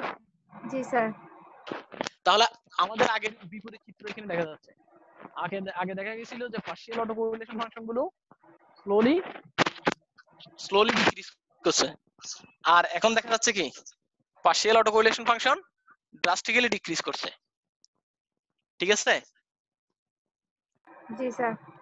এর আগে আমাদের অটো কোরিলেশন ফাংশনটা ড্রাস্টিক্যালি ডিক্রিজ করছে, আর এখন partial auto correlation drastically decrease করছে, আর এখন অটো কোরিলেশন ফাংশনটা ড্রাস্টিক্যালি ডিক্রিজ করছে। অর্থাৎ যেটা বোঝানোর চেষ্টা করতেছি এই গ্রাফগুলো দিয়ে, অটো কোরিলেশন ফাংশন এবং partial auto correlation function moving এভারেজে যেই সিনারিও দিবে অটো রিগ্রেসিভ প্রসেসে তার বিপরীত সিনারিও দিবে। এইটাই হলো কনক্লুশন, আর কিছু না। আমি বুঝতে পারলাম? জি বলেন স্যার। কি কথা বললাম এখন, যে অটো রিগ্রেসিভ প্রসেসে অটো কোরিলেশন ফাংশন এবং পার্শিয়াল অটো কোরিলেশন ফাংশনের যে সিনারিও তার বিপরীত সিনারিও থাকবে কোথায়? মুভিং এভারেজ প্রসেসে। আরেকটু স্পেসিফিক করে বললে, যদি কোন সিরিজের কোরিলোগ্রাম দ্রুত ফল করে এবং partial auto correlation function slowly fall করে, তাহলে বুঝতে হবে ওই সিরিজটা মুভিং এভারেজ প্রসেস ফলো করে। আর যদি কোন সিরিজের auto correlation function slowly decrease হয় এবং partial auto correlation function drastically decrease হয়, তাহলে বলতে হবে ওই সিরিজটা অটো রিগ্রেসিভ প্রসেস ফলো করে। এখন আপনারা বলেন তো কখন একটা series auto regressive process follow করবে? স্লোলি স্যার অটো কোরিলেশন হবে, আর পার্শিয়ালটা হবে ড্রাস্টিক্যালি। হ্যাঁ, ড্রাস্টিক্যালি ফল করবে পার্শিয়ালটা, আর স্লোলি ফল করবে অটো কোরিলেশন। আরেকজন বলেন কখন মুভিং এভারেজ প্রসেস ফলো করবে একটা সিরিজ? স্যার ড্রাস্টিক্যালি হবে অটো কোরিলেশনটা ফল করবে, আর স্লোলি হবে পার্শিয়াল অটো কোরিলেশনটা। Very good, just opposite. জি স্যার। এআর প্রসেসের অপোজিটটা হলো এমএ প্রসেস। এখন একটা সিরিজ আরমা প্রসেস কখন ফলো করবে? দেখেন,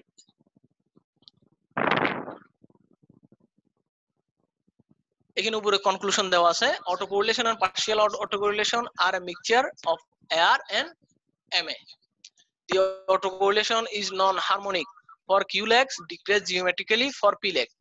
P মানে একটা P আর Q, বললাম যে P দ্বারা বোঝানো হচ্ছে অটো রিগ্রেসিভ, Q দ্বারা বোঝানো হচ্ছে মুভিং এভারেজ। এখানে খেয়াল করেন, auto regressive process 2, moving average process 1। এটা আমরা কিভাবে বুঝলাম? The partial autocorrelation behaves not harmonically for the first P periods, then decay after period P. খেয়াল করেন এখানে দুই পিরিয়ডের জন্য কি ছিল? স্পাইক ছিল অনেক, না? খেয়াল করেন স্পাইক কত? দুই পিরিয়ডের জন্য অনেক হাই। দেখছেন? আপনারা দেখতে পাচ্ছেন? জি স্যার। বুঝতে পারছেন? জি স্যার। একটু কষ্ট হচ্ছে, টাইম সিরিজটা একটু কষ্ট হবে, আমরা লাস্টে গিয়ে কনক্লুশন করে ফেলবো, সমস্যা নাই। তাহলে একটা সিরিজ একই সাথে মুভিং এভারেজ এবং কি অটো রিগ্রেসিভ প্রসেস অর্থাৎ আরমা প্রসেস ফলো করতে পারে, সেটা আমরা গ্রাফ দেখে বুঝতে পারবো। যদি কোন value auto correlation value drastically fall করে একটা সার্টেন পিরিয়ড পরে, তাহলে আমরা ধরে নিব অতটুকু পর্যন্ত কি অটো রিগ্রেসিভ, ঠিক আছে? এখানে দুইটাতে একটা অটো কোরিলেশন ফাংশন একটা পার্শিয়াল অটো কোরিলেশন ফাংশন দিয়ে আরমা প্রসেসকে বোঝানো হচ্ছে। এরপরে গ্রাফে কি আছে দেখেন, সামারিটা, আগের গ্রাফে সামারি। আমি একটা সিরিজ গ্রাফ করলাম, গ্রাফ করার পরে এখন আমি জানতে চাচ্ছি যে এটা কোন ধরনের সিরিজ।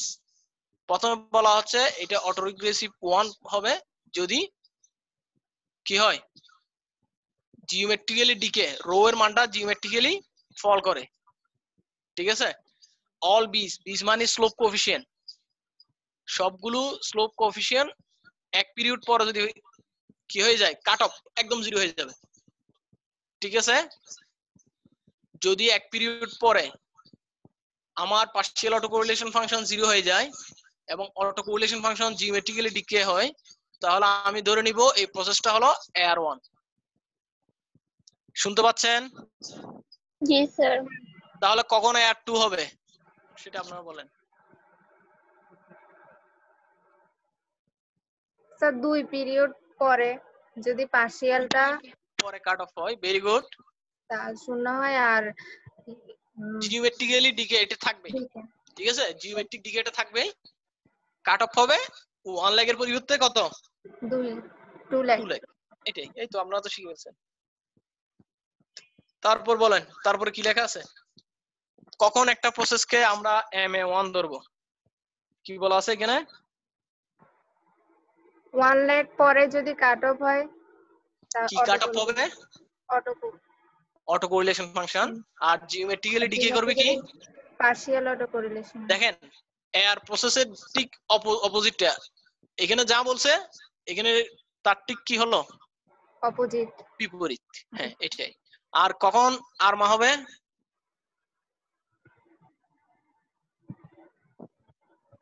এক পিরিয়ড ল্যাগের পরে হ্যাঁ, যদি জিওমেট্রিক্যালি আরমা ডিকে 1 হয় তার মানে কি পার্শিয়াল অটো কোরিলেশনও এক পিরিয়ড পরে আর আর অটো কোরিলেশনও অটো কি কোরিলেশন এক পিরিয়ড এক পরে। পিরিয়ড পরে।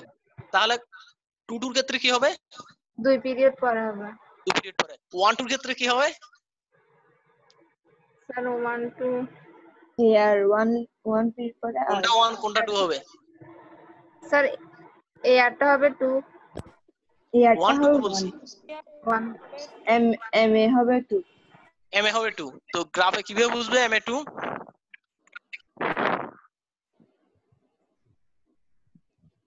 একটু বুদ্ধি করলে পারবেন। আগের গ্রাফটা, আগের দুইটা পয়েন্ট থেকে একটু বুদ্ধি নেন। MA1 এর ক্ষেত্রে কোথায় গিয়ে কাট অফ হচ্ছে? ল্যাগ 1 এ গিয়ে কাট অফ হচ্ছে না? খেয়াল করেন না? জি। তাহলে MA2 এর ক্ষেত্রে কত দিকে গিয়ে কাট অফ হবে? 2 তে গিয়ে। এই তো মেধাবী হয়ে গেছে। তাহলে আমরা এতক্ষণ গ্রাফ গুলো পড়ার মূল সামারি হলো এটা, আর কিছু না।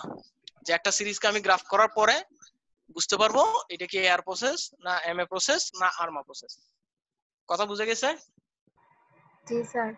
তাহলে আপনাদেরকে যদি আমি কিছু গ্রাফ দেখাই, বলি যে এটা কোন প্রসেস বলেন, বলা যাবে? স্যার ট্রাই করব, না পারলে তো কিছু করার নেই। বুঝি নাই। চেষ্টা করি। স্যার ট্রাই করব, দেখি পারি নাকি। ইনশাআল্লাহ ইনশাআল্লাহ। আসেন সামনের দিকে যাই তাহলে। আচ্ছা এর আগে আমরা বললাম যে কাট অফ হয়ে যাবে, এই যে কাট অফ হয়ে যাবে, এখানে কাট অফ হয়ে যাবে, অর্থাৎ একটা নির্দিষ্ট পর্যায়ে গিয়ে কি হয়ে যাবে, কাট অফ মানে একদম জিরো হয়ে যাবে, ঠিক আছে? এখন যদি জিরো না হয়, আমরা দেখলাম যে অটো কোরিলেশন ফাংশন কি হচ্ছে না, জিরো হচ্ছে না, তাহলে এটা দ্বারা আমরা কি বুঝবো? যে সিরিজটা স্টেশনারি। ঠিক আছে? যদি কোন সিরিজ নন স্টেশনারি হয় তাহলে এটার এসইএফ ফাংশন কখনোই কি হবে না, জিরো হবে না। জিরো হবে না। তাহলে আমরা গ্রাফ দিয়ে নন স্টেশনারি সিরিজ চিনে ফেলবো এখন এসইএফ গ্রাফ দিয়ে।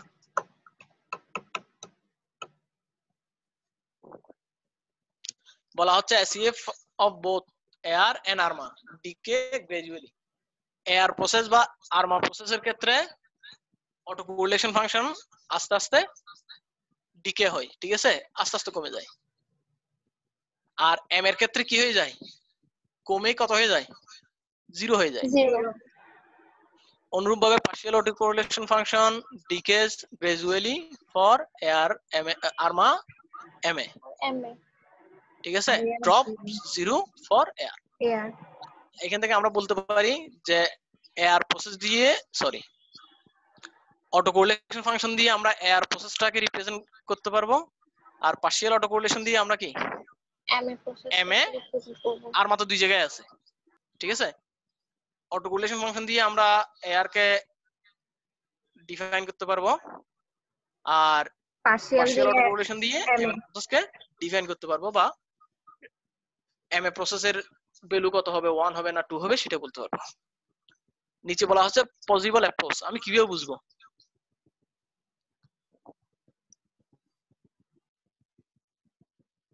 বলা হচ্ছে প্রথমে আমরা পার্সিমোনিয়াস মানে কি, পার্সিমোনিয়াস মানে ছোট, লো ভ্যালু, এয়ার লো ভ্যালু দিয়ে শুরু করব, ধরেন প্রথম আমি AR1 দিয়ে করব, তারপর 2 দিয়ে করব, তারপর 3 দিয়ে করব। এরপর আমরা রেসিডুয়াল গুলো দেখব, ঠিক আছে? তারপর রেসিডুয়াল মানে তো এমএ প্রসেস আমরা কি করি, রেসিডুয়ালের ল্যাগ ভ্যালু নিয়ে কাজ করি, ঠিক আছে? তাহলে টাইম সিরিজের ক্যারেক্টার বোঝানোর জন্য আমরা প্রথমে AR1, তারপর MA1, তারপর AR2 তে যাব, MA2 তে যাব, তারপর আরমা কিনা সেটা দেখবো। গ্রাফগুলো থেকে আমরা ডিসিশনটা নিব। আমরা এই দুইটা স্লাইড যদি ভালোভাবে মনে রাখতে পারেন তাহলে টাইম সিরিজের বেসিক প্রপার্টিজের সামারি এখানে চলে আসছে। এখানে বলা হচ্ছে কখন কি হবে, আর এখানে কিছু ট্রিপস দিচ্ছে যে আমি কিভাবে বুঝবো জিনিসটা এরকম। এরপর হলো বক্স জ্যাঙ্কিং মেথডোলজি। বক্স জ্যাঙ্কিং মেথডোলজি আর কিছু না, আগে যেগুলো বলছি এগুলোকে একটু স্টেপ বাই স্টেপ করছে। উনি 3টা মেথডোলজি বলছে।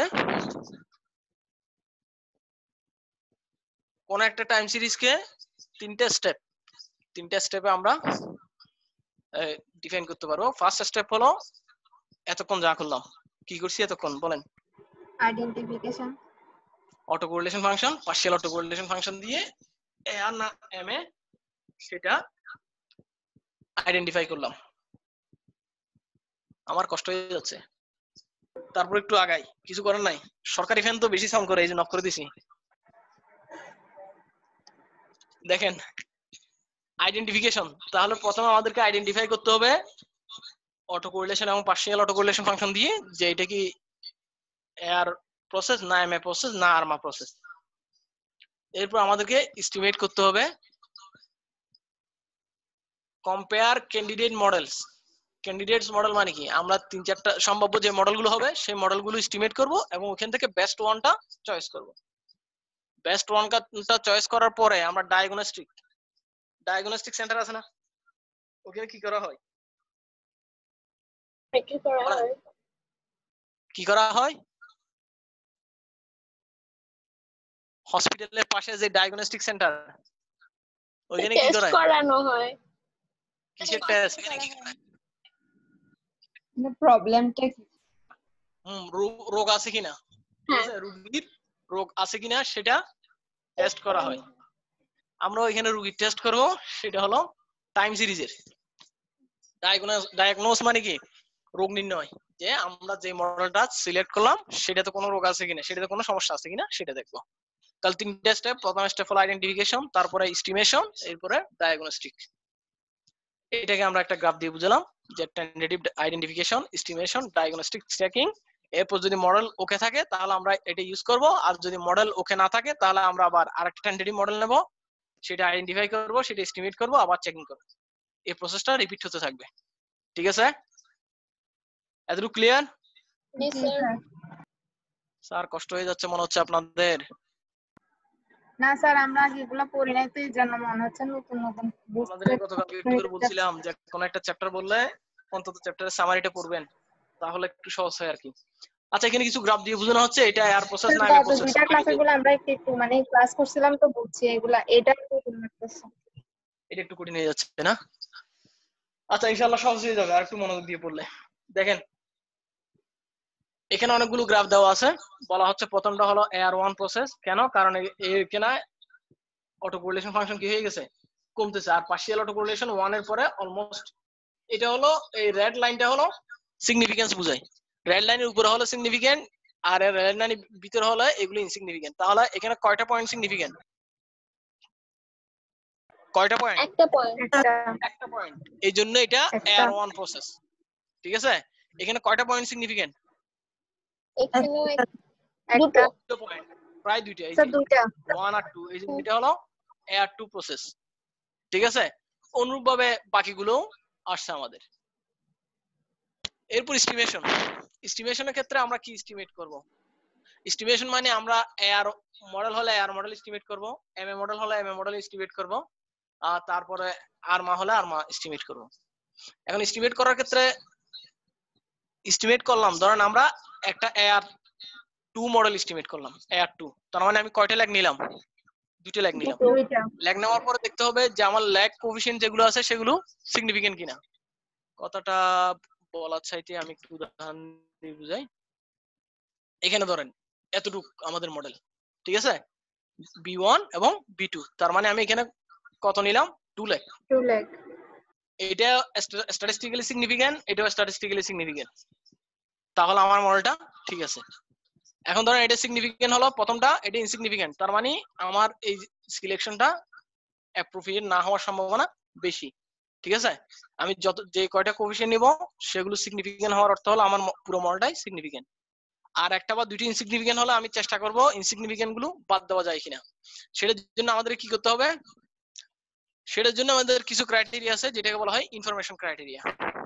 একাই ইনফরমেশন ক্রাইটেরিয়া, সুয়ার্স বেজিয়ান ক্রাইটেরিয়া, এগুলো সবগুলোই সফটওয়্যারে আপনি যখন একটা রিগ্রেশন মডেল ক্যালকুলেট করবেন ইভিউজ বা স্ট্যাটাতে, নিচে R square, F statistic, AIC, SBC, এইভাবে সবগুলো ইনফরমেশন দেওয়া থাকে। ঠিক আছে, এগুলোর উপর বেস করে আমরা ল্যাগ সিলেকশনটা করি, মানে আমি কয় পিরিয়ড ল্যাগ নিব, মানে এয়ার 1 নিব না এয়ার 2 নিব না এয়ার 3 নিব, সেটা ডিপেন্ড করে। এখানে দেখেন একটা মডেল এস্টিমেট করা হলো, আরমা মডেল উপরে, আর টেবলে দেওয়া আছে কিছু ভ্যালু দেওয়া আছে। 3 স্টার মানে সিগনিফিক্যান্ট এট 1% লেভেল। এখানে দেখেন এআইসি, এসবিসি ভ্যালু দেওয়া আছে কিছু। প্রথম মডেলে একটা কোএফিশিয়েন্ট সিগনিফিক্যান্ট, এই জন্য এয়ার 1, এখানে দুটো কোএফিশিয়েন্ট সিগনিফিক্যান্ট, এই জন্য এয়ার 2, এখানে তিনটা কোএফিশিয়েন্ট সিগনিফিক্যান্ট, এই জন্য এটাকে বলা হচ্ছে এয়ার 3। এখন আমরা উপরে দেখেন, উপরে একটা মডেল লিখলাম, এটা কত, এয়ার মডেল না এমএ মডেল না আরমা মডেল, এটা আপনারা একটু বলেন। আরমা। আরমা কত স্যার 2। আরমা কত 2 lakh বুঝি নাই, স্যার। বলেন আপনার আনসার ঠিক আছে বলেন। স্যার আরমা কত স্যার 2 lakh। দেখেন এখানে ওয়াই এর ল্যাগ কত, 2 2, এরর টার্মের ল্যাগ কত, 2 তার মানে কি এয়ার 2 এমএ 2, তার মানে আরমা 2 2। ঠিক আছে, ভেরি গুড পারসেন্ট। অনুরূপভাবে ডায়াগনস্টিক চেক, আমরা যে আগে মডেল চেক করলাম যে এয়ার 1 প্রসেস, এমএ 1 প্রসেস, এগুলো আবার এখানে কি করলাম, ওই মডেলগুলো এস্টিমেট করে এর এরর টার্ম দিয়ে আবার গ্রাফ করে চেক করে দেখতেছি আমাদের মডেলটা ঠিক আছে কিনা। লাস্ট এসে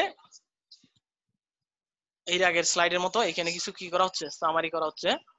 Partial autocorrelation function is useful for telling the difference between an AR process and ARMA process. Partial autocorrelation function দিয়ে বুঝতে পারবো যে প্রসেসটা কি AR হবে না ARMA হবে।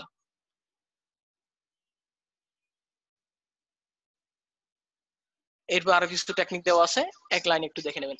মূলত গ্রাফের কথাগুলো এখানে সামারি করছি। এখন আমরা যদি সামারি করি, সেটা হলো time series process, auto regressive হতে পারে, মুভিং এভারেজ হতে পারে, আরমা প্রসেস হতে পারে। আরমা প্রসেসের ক্ষেত্রে আমরা বক্স জ্যাঙ্কিং মেথডোলজি ফলো করে প্রথম আইডেন্টিফিকেশন করব, এরপর এস্টিমেশন করব, এরপর ডায়াগনস্টিক চেক করব, তাহলে আমাদের টোটাল একটা সিরিজের ক্যালকুলেশন শেষ হয়ে যাবে। এতক্ষণ দেখেন আমরা এই যে আজকে যে টাইম সিরিজ পড়লাম, আরেকটা পোর্শন আছে, আপনাদের একটু কষ্ট হবে, কিছু করার নাই, আমাকে শেষ করতে হবে আজকে ইনশাআল্লাহ। আল্লাহ তৌফিক দেখ, আপনাদেরকে ধৈর্য দিক। দেখেন কি বললাম,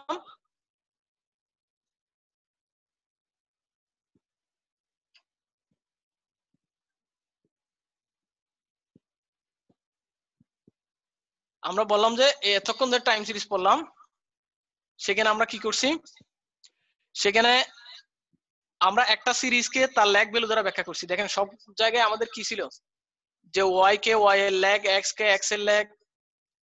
এখানে কিন্তু এক্স কোনো ভেরিয়েবল নাই, এখানে ভেরিয়েবল একটাই, ওয়াই ভেরিয়েবলই এবং ওয়াই ভেরিয়েবলের ল্যাগ। অর্থাৎ টাইম সিরিজের একটা প্রপার্টিজ হলো সে তার নিজেই নিজেকে ব্যাখ্যা করতে পারে। স্যার স্লাইডটা তো দেখা যাচ্ছে না, অর্ধেক দেখা যাচ্ছে, অর্ধেক দেখা যাচ্ছে না। বুঝিন নাই স্যার স্লাইডটা দেখা যাচ্ছে না, অর্ধেক দেখা যাচ্ছে। এখন আশা করি দেখা যাচ্ছে। জি স্যার এবার দেখা যাচ্ছে। হ্যাঁ, কারণ আমি মোবাইল আর ল্যাপটপ দুইটাই ইউজ করতেছি, ল্যাপটপে দেখতেছি আর মোবাইলে বলতেছি।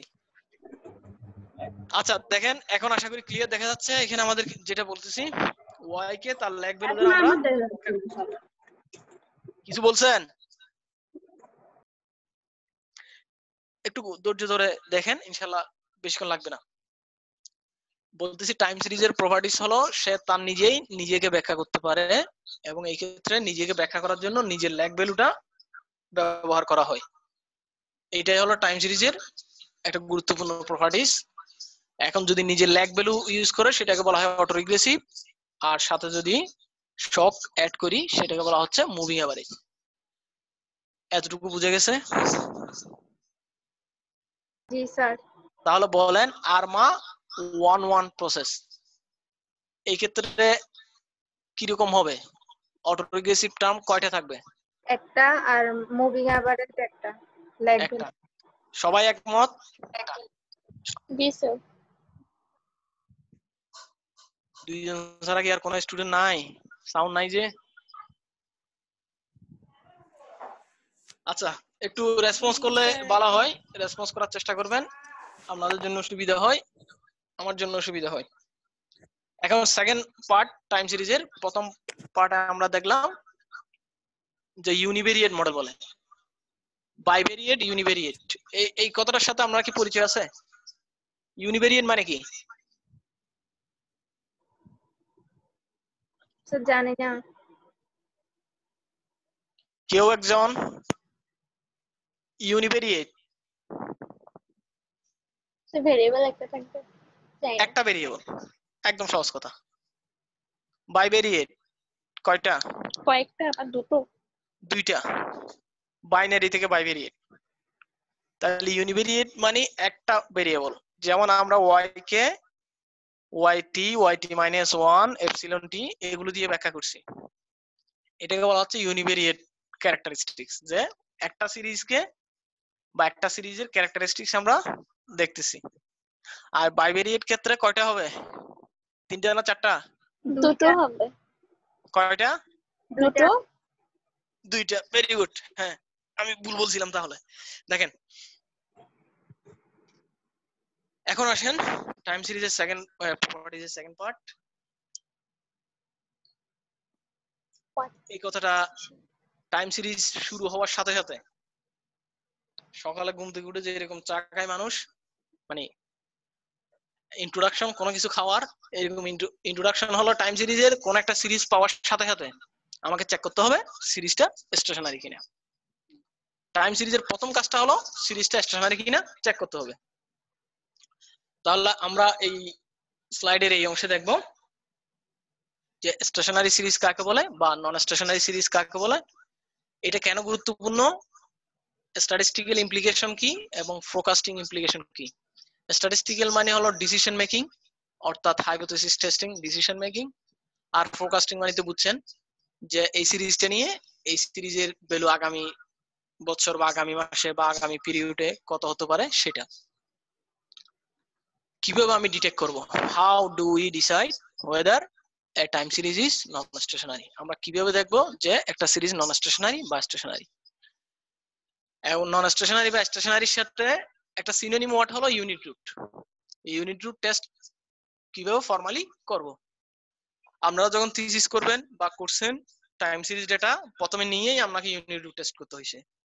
ইউনিট রুট টেস্ট করা যেই কথা, নন স্টেশনারি টেস্ট করা একই কথা, কারণ ইউনিট রুট থাকা মানে হলো সিরিজটা নন স্টেশনারি। কথাটা বুঝতে পারলাম? জি স্যার। তাহলে বলেন একটা সিরিজে ইউনিট রুট আছে, এটার অর্থ কি? Non stationary. নন স্টেশনারি, এর কোনো স্টেশন নাই, এটা খালি চেঞ্জ হয়। যাক, সামনে গেলাম। এখন এই দুইটা কথা আগে স্লাইডে বলছি। একটা সিরিজকে কখন স্টেশনারি বলা হবে? মিন ভেরিয়েন্স কোভিরিয়েন্স গুলো কনস্ট্যান্ট। কোভেরিয়েন্স, হ্যাঁ, ওটা হলো স্যাম্পলের ক্ষেত্রে। কোন একটা স্যাম্পলের মিন ভেরিয়েন্স কোভেরিয়েন্স যদি কনস্ট্যান্ট হয় সেটা হলো স্টেশনারি।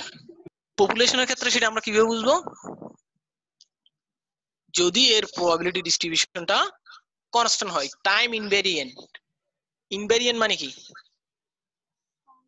ভেরিয়েন্স মানে কি? ভেরিয়েন্স মানে কি? চেঞ্জ হওয়া, ঠিক আছে? ভেরিয়েশন বলি না? ইনভেরিয়েন্ট মানে কি তাহলে? চেঞ্জ না হওয়া। যদি পরিবর্তন না হয়। অর্থাৎ ফিক্সড, টাইমের সাথে এর কোনো সম্পর্ক নাই। যদি কোন একটা সিরিজের প্রবাবিলিটি ডিস্ট্রিবিউশনটা টাইম ইনভেরিয়েন্ট হয় তখন সেটাকে বলা হচ্ছে স্ট্রিক্টলি স্টেশনারি। স্টেশনারির সাথে একটা সিনোনিম শব্দ হলো মিন রিভার্সন। মিন রিভার্সন মানে কি বলুন তো? সরি, মিন রিভার্সন মানে কি? রিভার্স মানে কি? পুনরাবৃত্তি। হ্যাঁ, ফিরে আসা। ঠিক আছে, পুনরাবৃত্তি, রিপিট হওয়া। যদি কোন একটা সিরিজ তার মিনে ফিরে আসে অর্থাৎ তার মিন ভ্যালুটা সেম থাকে, চেঞ্জ না হয়, তাহলে সেটা হলো স্টেশনারি সিরিজ। এই কথাটাই বলতেছে। মানে আগের কথাটা একটু পপুলেশনের ক্ষেত্রে কিরকম হয় সেটা বলতেছি। আগে আমরা স্যাম্পলের কথা বলছি, এখন পপুলেশনের কথা বলতেছি। মূলত আমরা স্যাম্পল নিয়ে কাজ করব, কিন্তু ডিসিশন হবে কিসের উপর? পপুলেশনের উপর। আর একটা সিরিজ স্টেশনারি হলে তার কোরিলোগ্রাম খুব দ্রুত ডিমিনিশ হয়ে যায়, সেটা আমরা একটু আগে দেখলাম যে কোরিলোগ্রাম কাট অফ হয়ে যাবে 1 পিরিয়ড বা 2 পিরিয়ড পরে। যদি কোরিলোগ্রাম দ্রুত ডিমিনিশ না হয়, যদি এটা মিন রিভার্টিং না হয়, যদি এর ভেরিয়েন্স কনস্ট্যান্ট না হয়, তখন এই সিরিজটা কি হবে? আদারওয়াইজ বলা হচ্ছে, দেখেন, otherwise the series is said to be কি? Non stationary. Non stationary. একদম সহজ। ওই যে স্টেশন দিয়ে কথাটা মনে রাখবেন, স্টেশন মানে চেঞ্জ হবে না, যেখানে এসে সবকিছু থেমে যায়। ঠিক আছে, বুঝতে পারছেন? স্টেশনের কথা মনে রাখলে আর স্টেশনারি নিয়ে চিন্তা করতে হবে না। এখানে একটা গ্রাফ দেওয়া আছে, যেখানে আমার স্লোপ কোএফিসিয়েন্টটা হলো 0.7। খেয়াল করেন, এখানে আমার স্লোপ কোএফিসিয়েন্টের মান হলো কত? 0.7। এক্ষেত্রে এটা কি আস্তে আস্তে ডিকে করতেছে, 1 2 3 বিভিন্ন লেগে এটা আস্তে আস্তে ডিকে করতেছে, ডিক্রিজ হচ্ছে। কিন্তু এটা কি হয় নাই, দেখেন, এটা জিরো হইছে? না, জিরো হয় না, কিন্তু জিরোর কাছাকাছি। মাইনাসের ক্ষেত্রে কিরকম হবে সেটা দেওয়া আছে।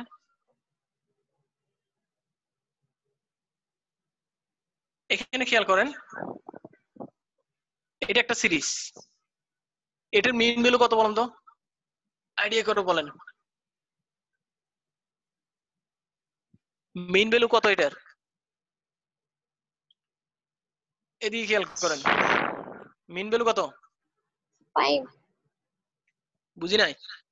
5 5 -5 থেকে 5। -5 থেকে 5 হলো এটা রেঞ্জ। এটা কমতে কমতে -5 এ চলে আসছে, বাড়তে বাড়তে +5 এ চলে যাচ্ছে। তাহলে -5 +5 এভারেজ করলে কত? 0 0 গুড, এটাই। তাহলে এভারেজ ভ্যালু কত? 0 0। তাহলে এটার এভারেজ ভ্যালু যেহেতু 0, এই সিরিজটা কি স্টেশন না? দেখেন, এটার যে ফ্লাকচুয়েশনটা বাড়তেছে বাড়তেছে আবার কমতেছে কমতেছে, এইভাবে আপ ডাউনের উপর আছে, তাই না? আপ ডাউনের উপর যেহেতু আছে, এটা এভারেজ করলে কি হয়ে যাবে? 0 হয়ে যাবে। তার মানে এটার মিনটা অলমোস্ট কনস্ট্যান্ট, অলমোস্ট 0। এই পুরোটার মিন ভ্যালু কত? 0। কিছু পজিটিভ ভ্যালু, কিছু নেগেটিভ ভ্যালু। সুতরাং এই সিরিজটা স্টেশনারি নাকি নন স্টেশনারি? স্টেশনারি। স্টেশনারি। আর কি করে বুঝাই? স্টেশনারি সিরিজ মানে বলছিলাম কি, মিন রিভার্টিং, সে মিনে ফিরে আসবে, তাই না? হ্যাঁ, এখানে দেখেন, মিন থেকে সে দূরে সরে গেছে, আবার মিনে ফিরে আসছে, আবার দূরে সরে গেছে, আবার মিনে ফিরে আসছে, আবার সরে গেছে, আবার মিনে ফিরে আসছে। এইভাবে কি আস্তে আস্তে মিন থেকে দূরে সরে যাচ্ছে, পুনরায় মিনে ফিরে আসতেছে। অর্থাৎ এটা একটা মিন রিভার্টিং প্রসেস। সুতরাং এই সিরিজটা কি স্টেশনারি নাকি non stationary? Stationary. Stationary. Very good. এটা স্টেশনারি নাকি নন স্টেশনারি? কোনটা? এই যে এই গ্রাফটা তো লিখাই আছে নন স্টেশন। নন স্টেশনারি। লিখাই নন স্টেশনারি কিভাবে বুঝছেন? সেটা মিনে ফিরে আসতেছে না, নিচে মিনে নিচে ফিরে চলে আসে গেছে, নাই। আর ফার্স্ট ওঠে নাই। সেমিস্টারে একবার দেখা হয়েছিল, মাস্টার্স পর্যন্ত এটা আর কোনো দেখা নাই। হ্যাঁ স্যার। ঠিক আছে, জি স্যার। এই যে প্রথমে একটু করে মিন থেকে শুরু করছে, সে যে মিন থেকে গেছে বহু দূরে চলে গেছে, আবার এক যুগ পর একটু করে মিনে আসছিল, এরপরে কবর যাওয়ার আগ পর্যন্ত আর মিনে ফিরে আসে নাই। ঠিক আছে, জি স্যার। বুঝতে পারছেন? হ্যাঁ জি স্যার। স্যার। তাহলে এটা কি স্টেশনারি নাকি non stationary? Non stationary. Non stationery. যাদের স্টেশন নাই আর কি, যে স্টেশনে ফিরে আসে না, সেটাই হলো নন স্টেশনারি। যে মিন ভ্যালুতে ফিরে আসবে না, সেটা হলো নন স্টেশনারি। এতক্ষণ যেগুলো পড়ছেন সেগুলো ছিল স্টোকাস্টিক। স্টোকাস্টিক ট্রেন্ড, স্টোকাস্টিক মানে কি বলছিলাম? র্যান্ডম। দেখেন এটা যে বাড়তেছে এর কোনো স্পেসিফিক প্যাটার্ন নাই, আবার কমতেছে কমতেই আছে, এগুলোকে বলা হচ্ছে স্টোকাস্টিক প্রসেস। এই গ্রাফটা কিরকম? আপওয়ার্ড না ডাউনওয়ার্ড? আপওয়ার্ড। আপওয়ার্ড। আপওয়ার্ড। এটাকে আমরা ট্রেন্ড বলতে পারি না? জি স্যার। এইটাকে বলা হচ্ছে ডিটারমিনিস্টিক, মানে বাড়তেছে শুধু, এর কমার কোনো নামগন্ধ নাই। ঠিক আছে? কি বললাম? যে একটা সিরিজ যদি শুধু বাড়তেই থাকে অথবা শুধু কমতেই থাকে, একটা স্পেসিফিক ট্রেন্ড ফলো করে, সেটাকে বলা হচ্ছে ডিটারমিনিস্টিক ট্রেন্ড। এটার একটা নাম হলো ট্রেন্ড স্টেশনারি। কথা ঠিক আছে এতটুকু? জি স্যার। এর আগে যেটা পড়ছিলাম সেটা কি ছিল? কি স্টোকাস্টিক। আমি দুইটা গ্রাফ আবার দেখাচ্ছি। এই গ্রাফটা হলো কি স্টোকাস্টিক, একবার বাড়তেছে একবার কমতেছে। এরপর একটা ছিল কি ডিটারমিনিস্টিক। ডিটারমিনিস্টিক। এই যে এটাতে ক্লিক করলে আমার 12টা বাজায় দেয়। এক মিনিট।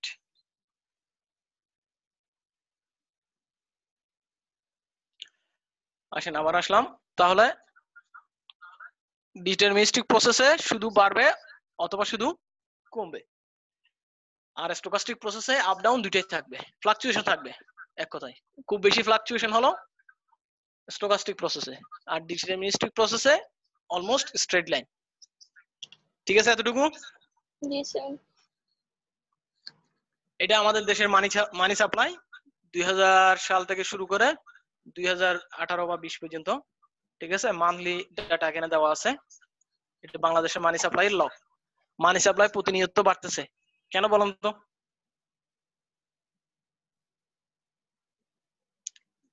দেখি অর্থনীতিবিদরা বলেন। মানি সাপ্লাই কন্টিনিউয়াসলি বাড়তেছে কেন?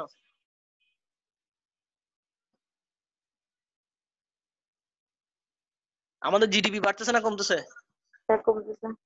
বাড়তেছে, কন্টিনিউয়াসলি জিডিপি বাড়তেছে। তাহলে জিডিপি মানে হলো কি? প্রোডাকশন না? তাহলে প্রোডাকশন বা আউটপুটকে ফাইন্যান্স করার জন্য কি লাগবে? টাকা লাগবে। যে পরিমাণ জিডিপি, যে পরিমাণ আউটপুট প্রডিউস হবে, সেটাকে ব্যাকআপ দেওয়ার জন্য আমার পর্যাপ্ত মানি মার্কেটে থাকতে হবে ট্রানজাকশন করার জন্য। এই জন্য কন্টিনিউয়াসলি আমাদের দেশ না, প্রত্যেকটা দেশেরই মানি সাপ্লাই প্রতি বছর কি বাড়ে, কখনো বেশি বাড়ে কখনো কম বাড়ে, কিন্তু বাড়তে থাকে। রেটটা একটু কম বেশি হয়। এখন আসেন র্যান্ডম ওয়াক মডেল।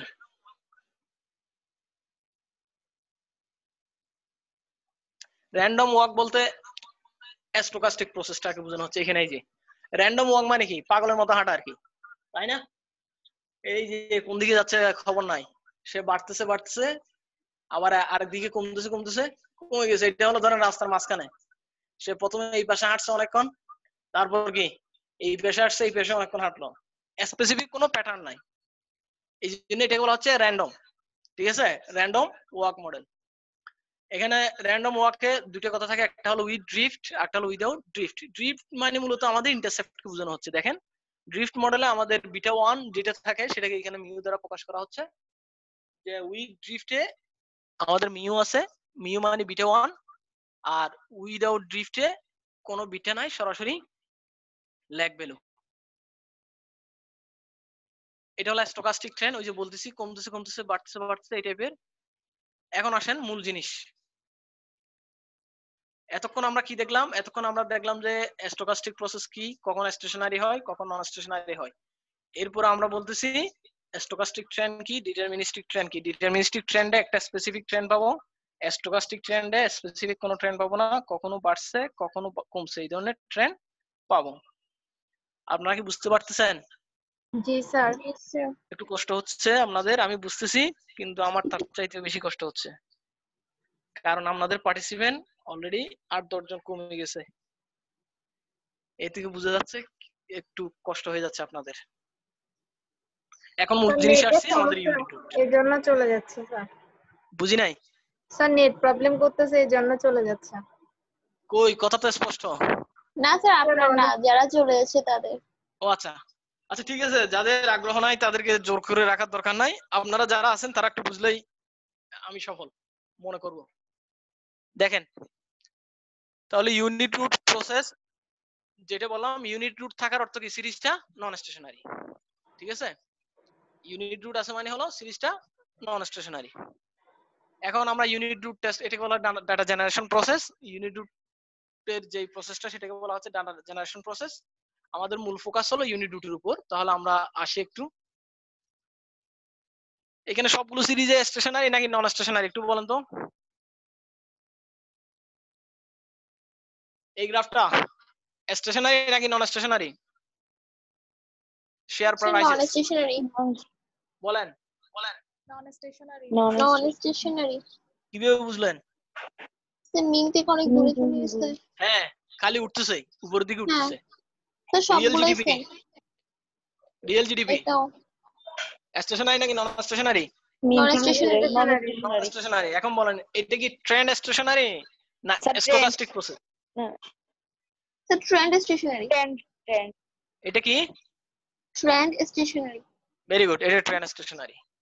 এরপর এটা দেখেন, এটা কি স্টেশনারি নাকি non stationary? Exchange rate non stationary. Non stationary. এটা কি ট্রেন্ড না স্ট্যাটিস্টিক? স্ট্যাটিস্টিক। ভেরি গুড, এই তো আপনারা তো পারেন, শিখে গেছেন মাশাআল্লাহ। এরপর জিডিপি ডিফ্লেটর, সেটাও নন স্টেশনারি, এটা হচ্ছে trend stationary. Trend stationary. Very good, এই তো আপনারা তো শিখে গেছেন মাশাআল্লাহ। এখন আসেন স্পুরিয়াস রিগ্রেশন। এই কথাটা সব সময় শুনবেন। স্পুরিয়াস মানে কি? স্পুরিয়াস মানে কি? শব্দের অর্থ ফেক, ফেক। ঠিক আছে, স্পুরিয়াস রিগ্রেশন মানে কি? Fake regression. Bua. Fake regression বলতে কি বুঝেন?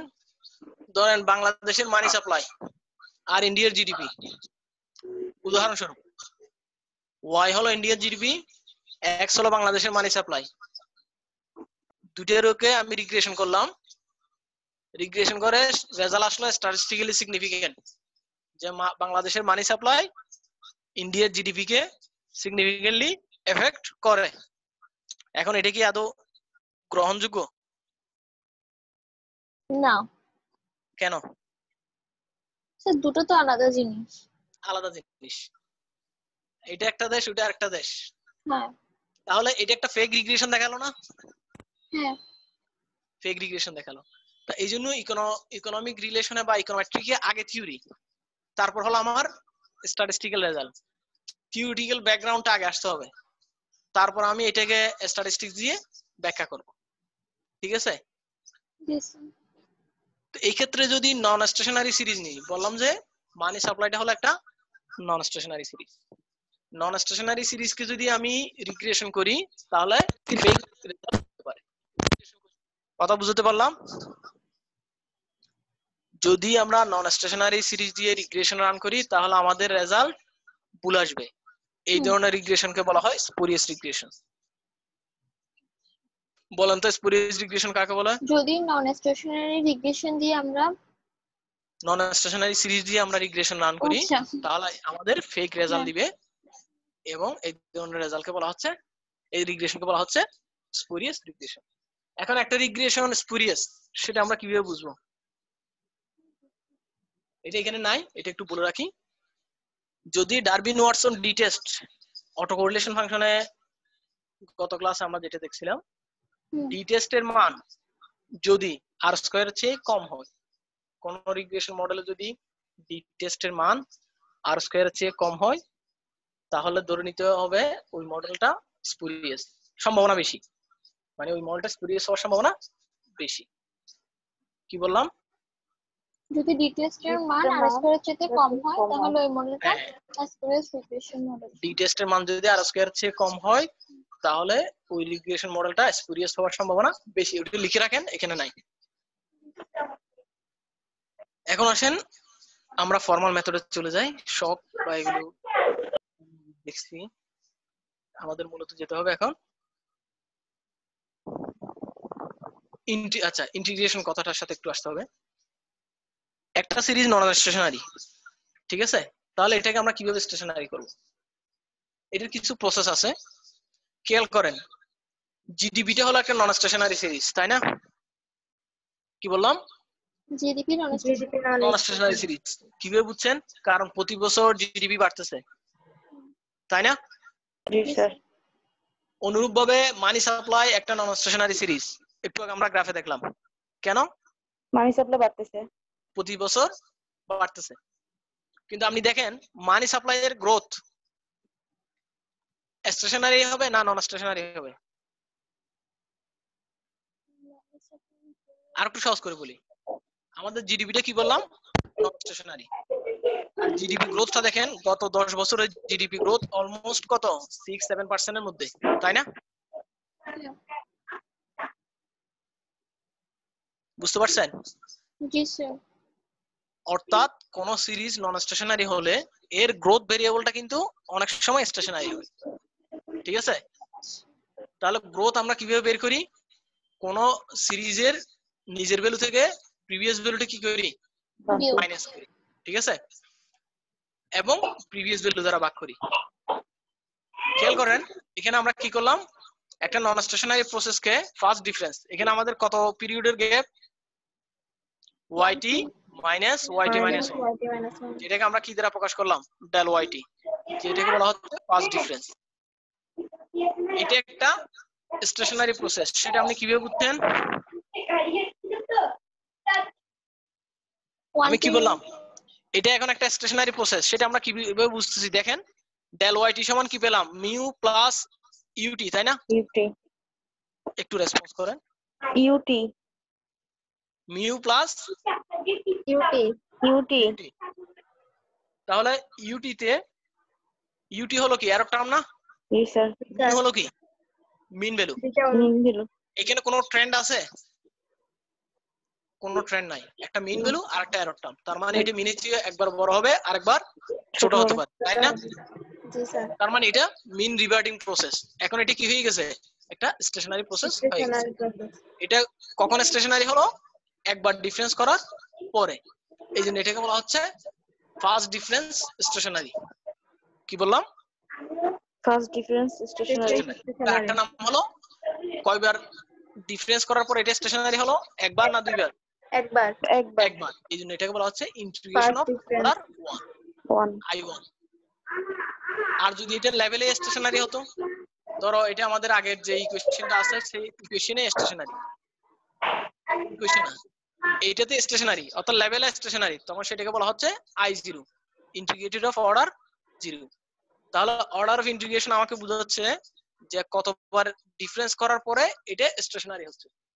যদি একবার ডিফারেন্স করার পরে স্টেশনারি হয় তাহলে সেটা ফার্স্ট ডিফারেন্স স্টেশনারি বা অর্ডার অফ ইন্টিগ্রেশন 1। আর ডেটা যদি লেভেলে স্টেশনারি হয় তাহলে সেটাকে বলা হচ্ছে ইন্টিগ্রেশন অফ অর্ডার 0। এতটুকু clear? G sir. Order of integration 2, order of integration 2, তাহলে এটা দ্বারা কি বোঝানো হচ্ছে বলেন তো?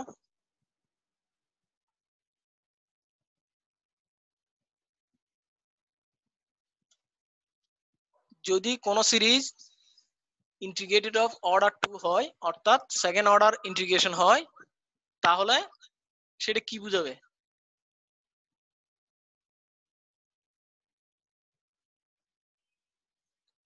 শুনতে পাচ্ছেন? স্যার বুঝি নাই এটা। বুঝি নাই। আচ্ছা আমি রিপিট করতেছি। ইন্টিগ্রেশন মানে হচ্ছে একটা সিরিজকে কয়বার ডিফারেন্স করার পরে সেটা স্টেশনারি হচ্ছে। জি স্যার। এখন একটা সিরিজকে এখানে দেখেন আমি এখানে কয় পিরিয়ডের গ্যাপ নিছি? একবার।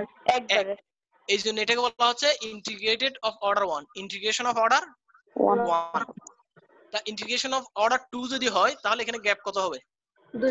দুইবার হবে, সিম্পল বিষয়। আর এটা যদি 0 হয়, ইন্টিগ্রেশন অফ অর্ডার 0, তাহলে এখানে কোনো গ্যাপ থাকবে না, থাকবে না। এই কথাটাই বললাম। তাহলে ইন্টিগ্রেশন অফ অর্ডার 0 মানে এটা লেভেলে স্টেশনারি, ইন্টিগ্রেটেড অফ অর্ডার 1 মানে first difference stationary, integrated of order 2 মানে সেকেন্ড ডিফারেন্স স্টেশনারি। হ্যাঁ বলেন, কিছু বলতে চাচ্ছেন? না স্যার। এতটুকু ক্লিয়ার? জি স্যার। স্যার আর বেশিক্ষণ নাই, একটু করে ইউনিট রুট দিয়ে আমাদের শেষ। তাহলে আমরা একটা সিরিজ নন স্টেশনারি বলবো যদি এর মিন ভেরিয়েন্স কোভেরিয়েন্স এগুলো ওভার টাইম চেঞ্জ হয়ে যায়।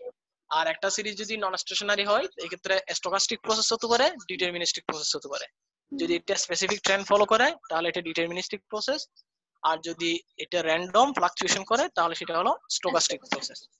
এবং যদি নন স্টেশনারি প্রসেস একবার ডিফারেন্স করার পরে স্টেশনারি হয়ে যায় তাহলে সেটা হলো ইন্টিগ্রেশন অফ অর্ডার 1।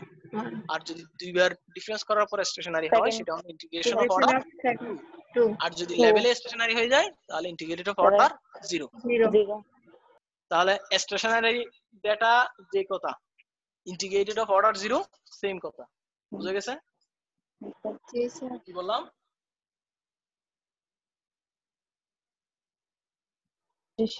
স্টেশনারি 1 যে কথা আর স্টেশনারি যে কথা, integrated of order 0 same. Last point আমাদের ইউনিট রুট টেস্ট। এতক্ষণ যা পড়ছি এগুলো আমাদের জানা দরকার, প্র্যাকটিক্যাল ওয়ার্কেও দরকার, কিন্তু এখন যেটা আছে এটা আমাদের সব সময় দরকার। যে কোনো টাইম সিরিজ ডেটা নিলেই আমরা যা শুরু করি সেটা হলো unit root test. Unit root থাকার অর্থ হলো সিরিজটা নন স্টেশনারি। কি বললাম? ইউনিট রুট না থাকা মানে হচ্ছে non stationary. Non stationary, very good. এখানে 4টা টেস্ট আছে, মূলত 3টা।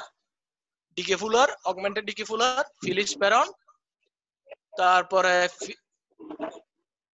হ্যাঁ এরপর হলো কেপিএসএস সংক্ষেপে।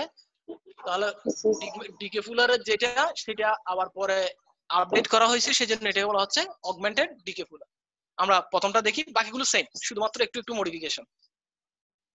এখানে ইতিহাস যে ডিকে ফুলার টেস্ট কখন কোথায় থেকে কিভাবে শুরু হয়। 1976 সালে প্রথমে করে, এরপর 1989 সালে এটাকে আবার আপডেট করা হয়, 1981 সালে এটাকে ফাইনাল করা হয়। এই টেস্টের 3টে ফরম্যাট আছে। একটা হলো ওই যে উইথ কনস্ট্যান্ট, আপনারা দেখবেন সফটওয়্যার যখন রান করবেন এখানে অপশন থাকে উইথ ইন্টারসেপ্ট, আর একটা থাকে উইথ ইন্টারসেপ্ট এন্ড ট্রেন্ড, আর একটা হলো নান। এখানে কোনো ইন্টারসেপ্টও নাই, ট্রেন্ডও নাই। এখানে দেখেন এর আগে স্লাইডে একটু মডিফিকেশন আছে। এটা হলো yt equal to phi yt minus 1 plus vt, ঠিক আছে?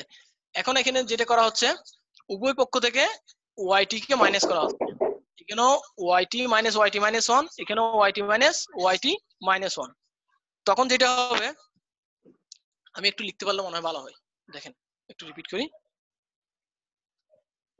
মাইনাস করলে del yt, হ্যাঁ মাইনাস করলে কি হচ্ছে? del yt। এই তো ভেরি গুড, আমরা তো বুঝতেছেন। তারপর একটু আর একটু কঠিন করে বুঝাই, কঠিন না সহজ করে বোঝানোর চেষ্টা করছি। দেখেন এটা হলো yt, ঠিক আছে? তাহলে এখানে আমি বলতে এটা হলো yt মাইনাস 1, আর এটা yt মাইনাস 1 টি কি আছে, এটাকে আমি এক পিরিয়ড লেগে নিয়ে গেলাম। খেয়াল করুন উভয় পক্ষ থেকে আমি কি yt মাইনাস 1 ইউজ করতেছি। তাহলে এখানে কি হবে? yt হ্যাঁ yt কন্ট্রোল এক্স কেটে নেবে মাইনাস yt মাইনাস 1, তাই না? জি আর স্যার। এখানে কি হবে? মাইনাস yt মাইনাস, ঠিক কি না? জি স্যার। তা এখানে যদি আমরা কমন নিই, কমন নিলে এখানে কি থাকবে? এটা হয়ে যাবে del yt। এই তো ভেরি গুড, আমরা পারতেছি। del yt ইকুয়াল টু কি হবে? এখানে কি কমন নিতে হবে? yt মাইনাস 1, তাই না?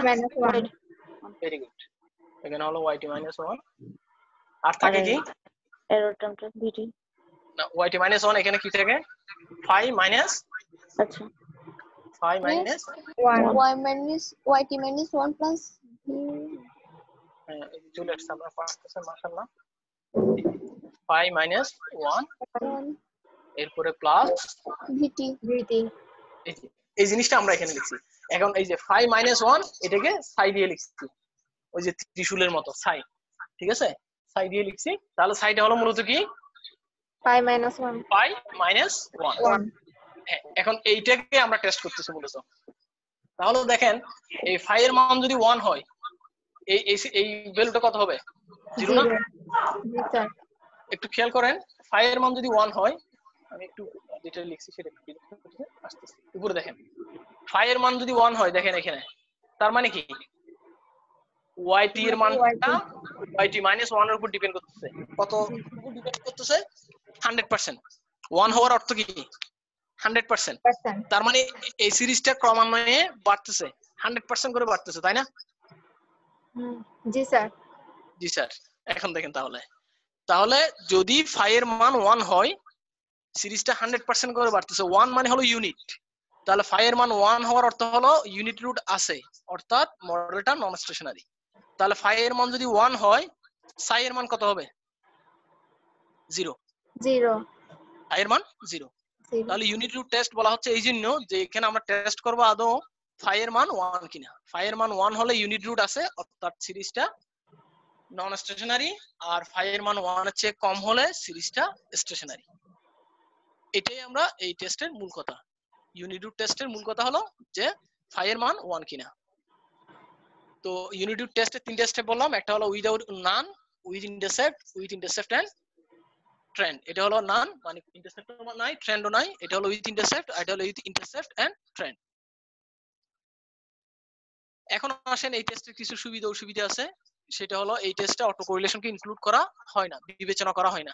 এই জন্য এই টেস্টটা কত সালে পরবর্তীতে আপডেট করা হয়। আপডেট করে এটাকে বলা হচ্ছে augmented Dickey Fuller test, ADF.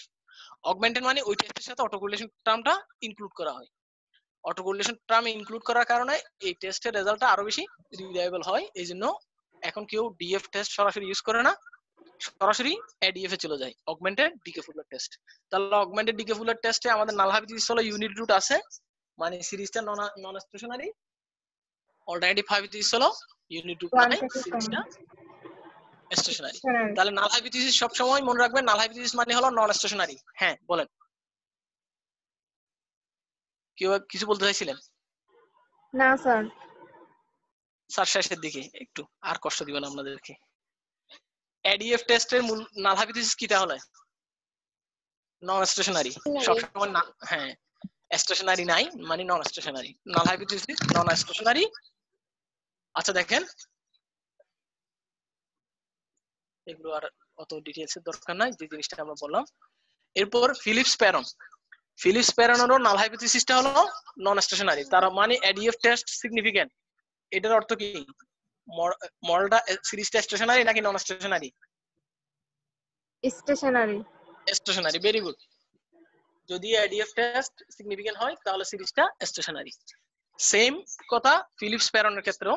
কিন্তু ফিলিপস প্যারনের বেনিফিট কি তাহলে? ফিলিপস প্যারনের বেনিফিট হলো যে এটা শুধু অটো কোরিলেশন না, একই সাথে এটা হেটারোস্ক্যাটাস্টিসিটিকেও কি করে কনসিডারেশন আনে। অর্থাৎ এডিএফ টেস্ট শুধুমাত্র অটো কোরিলেশনকে কারেকশন করে, আর ফিলিপস প্যারন অটো কোরিলেশন প্লাস হেটারোস্ক্যাটাস্টিসিটি দুটোকে কনসিডারেশনে নিয়ে আসে। তাহলে ফিলিপস প্যারন হলো এডিএফ এর চেয়ে এক ধাপ এগিয়ে। এটা 1988 সালে এই টেস্টটা ওরা প্রথম পাবলিশ করে। এখানেও সেম, নাল হাইপোথিসিস হলো নন স্টেশনারি। তাহলে ফিলিপস প্যারন টেস্ট যদি সিগনিফিকেন্ট হয়, এটার অর্থ কি? স্টেশনারি হবে। স্টেশনারি। ভেরি গুড, আপনারা তো শিখে ফেলছেন মাশাআল্লাহ। এখন আসেন ক্যাপিএসএস এর মূল। এখানে নাল হাইপোথিসিসটা উল্টে যায়। এটা মূলত টেস্ট অফ স্টেশনারি, ঠিক আছে? এবং এটা খুব কমই ইউজ করি আমরা, সাধারণত এডিএফ এবং ফিলিপস প্যারন দিয়ে কাজ হয়ে যায়। এখানে মনে রাখবেন শুধু ক্যাপিএসএস এ হাইপোথিসিসটা উল্টো হয়ে যায়, যে এখানে নাল হাইপোথিসিস হলো স্টেশনারি, দেখেন এখানে আমি লিখছি, আর অল্টারনেটিভ হলো নন স্টেশনারি। আপনারা যখন থিসিস বা টার্ম পেপার যা করেন, ওই ক্ষেত্রে আপনারা মিনিমাম 2টা টেস্ট ইউজ করবেন। এই ক্ষেত্রে এডিএফ এবং ফিলিপস প্যারন এই দুটাই এনাফ। কেউ একটু বেশি করতে চাইলে ক্যাপিএসএসটা অ্যাড করতে পারবেন। তাহলে ফিলিপস প্যারন এবং এই এডিএফ এ সিগনিফিকেন্ট হওয়ার অর্থ হলো সিরিজটা স্টেশনারি, আর ক্যাপিএসএস এ এটা ঠিক নন স্টেশনারি। এতটুকু বুঝে গেছে? জি স্যার। আরো কোনো প্রশ্ন থাকলে বলতে পারেন।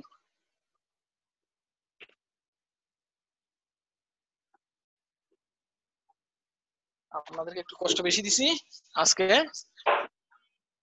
এখন কারো প্রশ্ন থাকলে বলতে পারেন।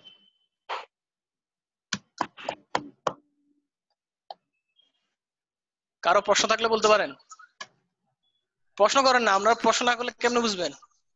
স্যার এখান থেকে যখন হুম। ম্যাথ দিবে, হুম। তো ম্যাথ দিলে আনসার গুলো কি এই টেস্ট গুলো অনুযায়ী হবে? নরমালি হ্যাঁ, নরমালি আপনার এই এডিএফ টেস্ট থেকে ম্যাথ আসার বিভিন্ন সময় এডিএফ টেস্টের রেজাল্ট দিয়ে দিবে যে মডেলে আছে কিনা, সরি অটো কোরিলেশন আছে কিনা, সরি মডেলটা স্টেশনারি কিনা, সিরিজ স্টেশনারি কিনা চেক করো। ঠিক। তখন আপনাকে বলতে হবে যে সিরিজ স্টেশনারি বা নন স্টেশনারি।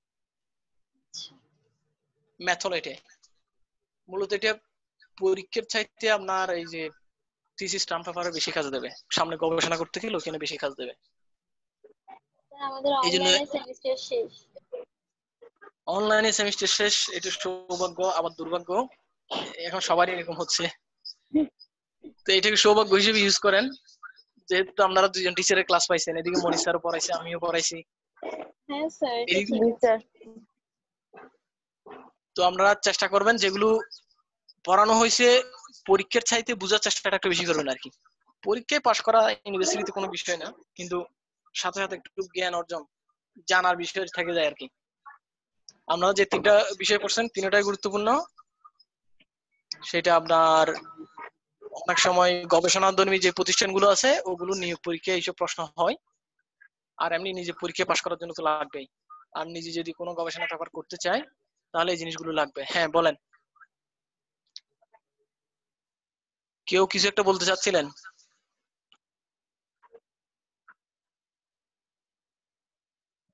কারো কোনো প্রশ্ন আছে? স্যার নাই।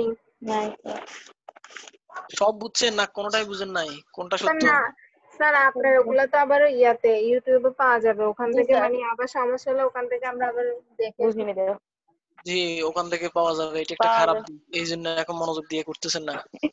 স্যার করছি না মনোযোগ স্যার, দিয়ে এটা করছি। মনোযোগ দিয়ে করতেছি, যখন প্রবলেমে পড়বো ওখান থেকে আবার দেখা যাবে ওটা। আবার দেখা যাবে, কিন্তু ওখান থেকে দেখে তো প্রশ্ন করা যাবে না, এখন তো প্রশ্ন করা যাচ্ছে। জি স্যার। স্যার ওখানে কমেন্ট সেকশনে যদি লিখে দিই আপনি রিপ্লাই দিবেন। আমি তো স্যার সবসময় কমেন্ট সেকশনে থাকবো না। আচ্ছা দেখেন, এরপরেও চেষ্টা করবেন। সবার আগে বললাম নিজে একটু জ্ঞান অর্জন করা, পরীক্ষায় পাশ করা কোনো বিষয় না, ইউনিভার্সিটি লেভেলে যেটা পাশ করতেছেন সেটার কিছু নলেজ যেন নিজের মধ্যে থাকে, এইটাই আর কি। আমাদের স্যার কি আছেন? জি স্যার। হ্যাঁ স্যার, আজকে একটু বেশি কষ্ট দিলাম সবাইকে অনেকক্ষণ ধরে। আপনি অনেক কষ্ট করলেন। স্যার আমাদের লাভ হয়েছে, আপনার কষ্ট হয়েছে।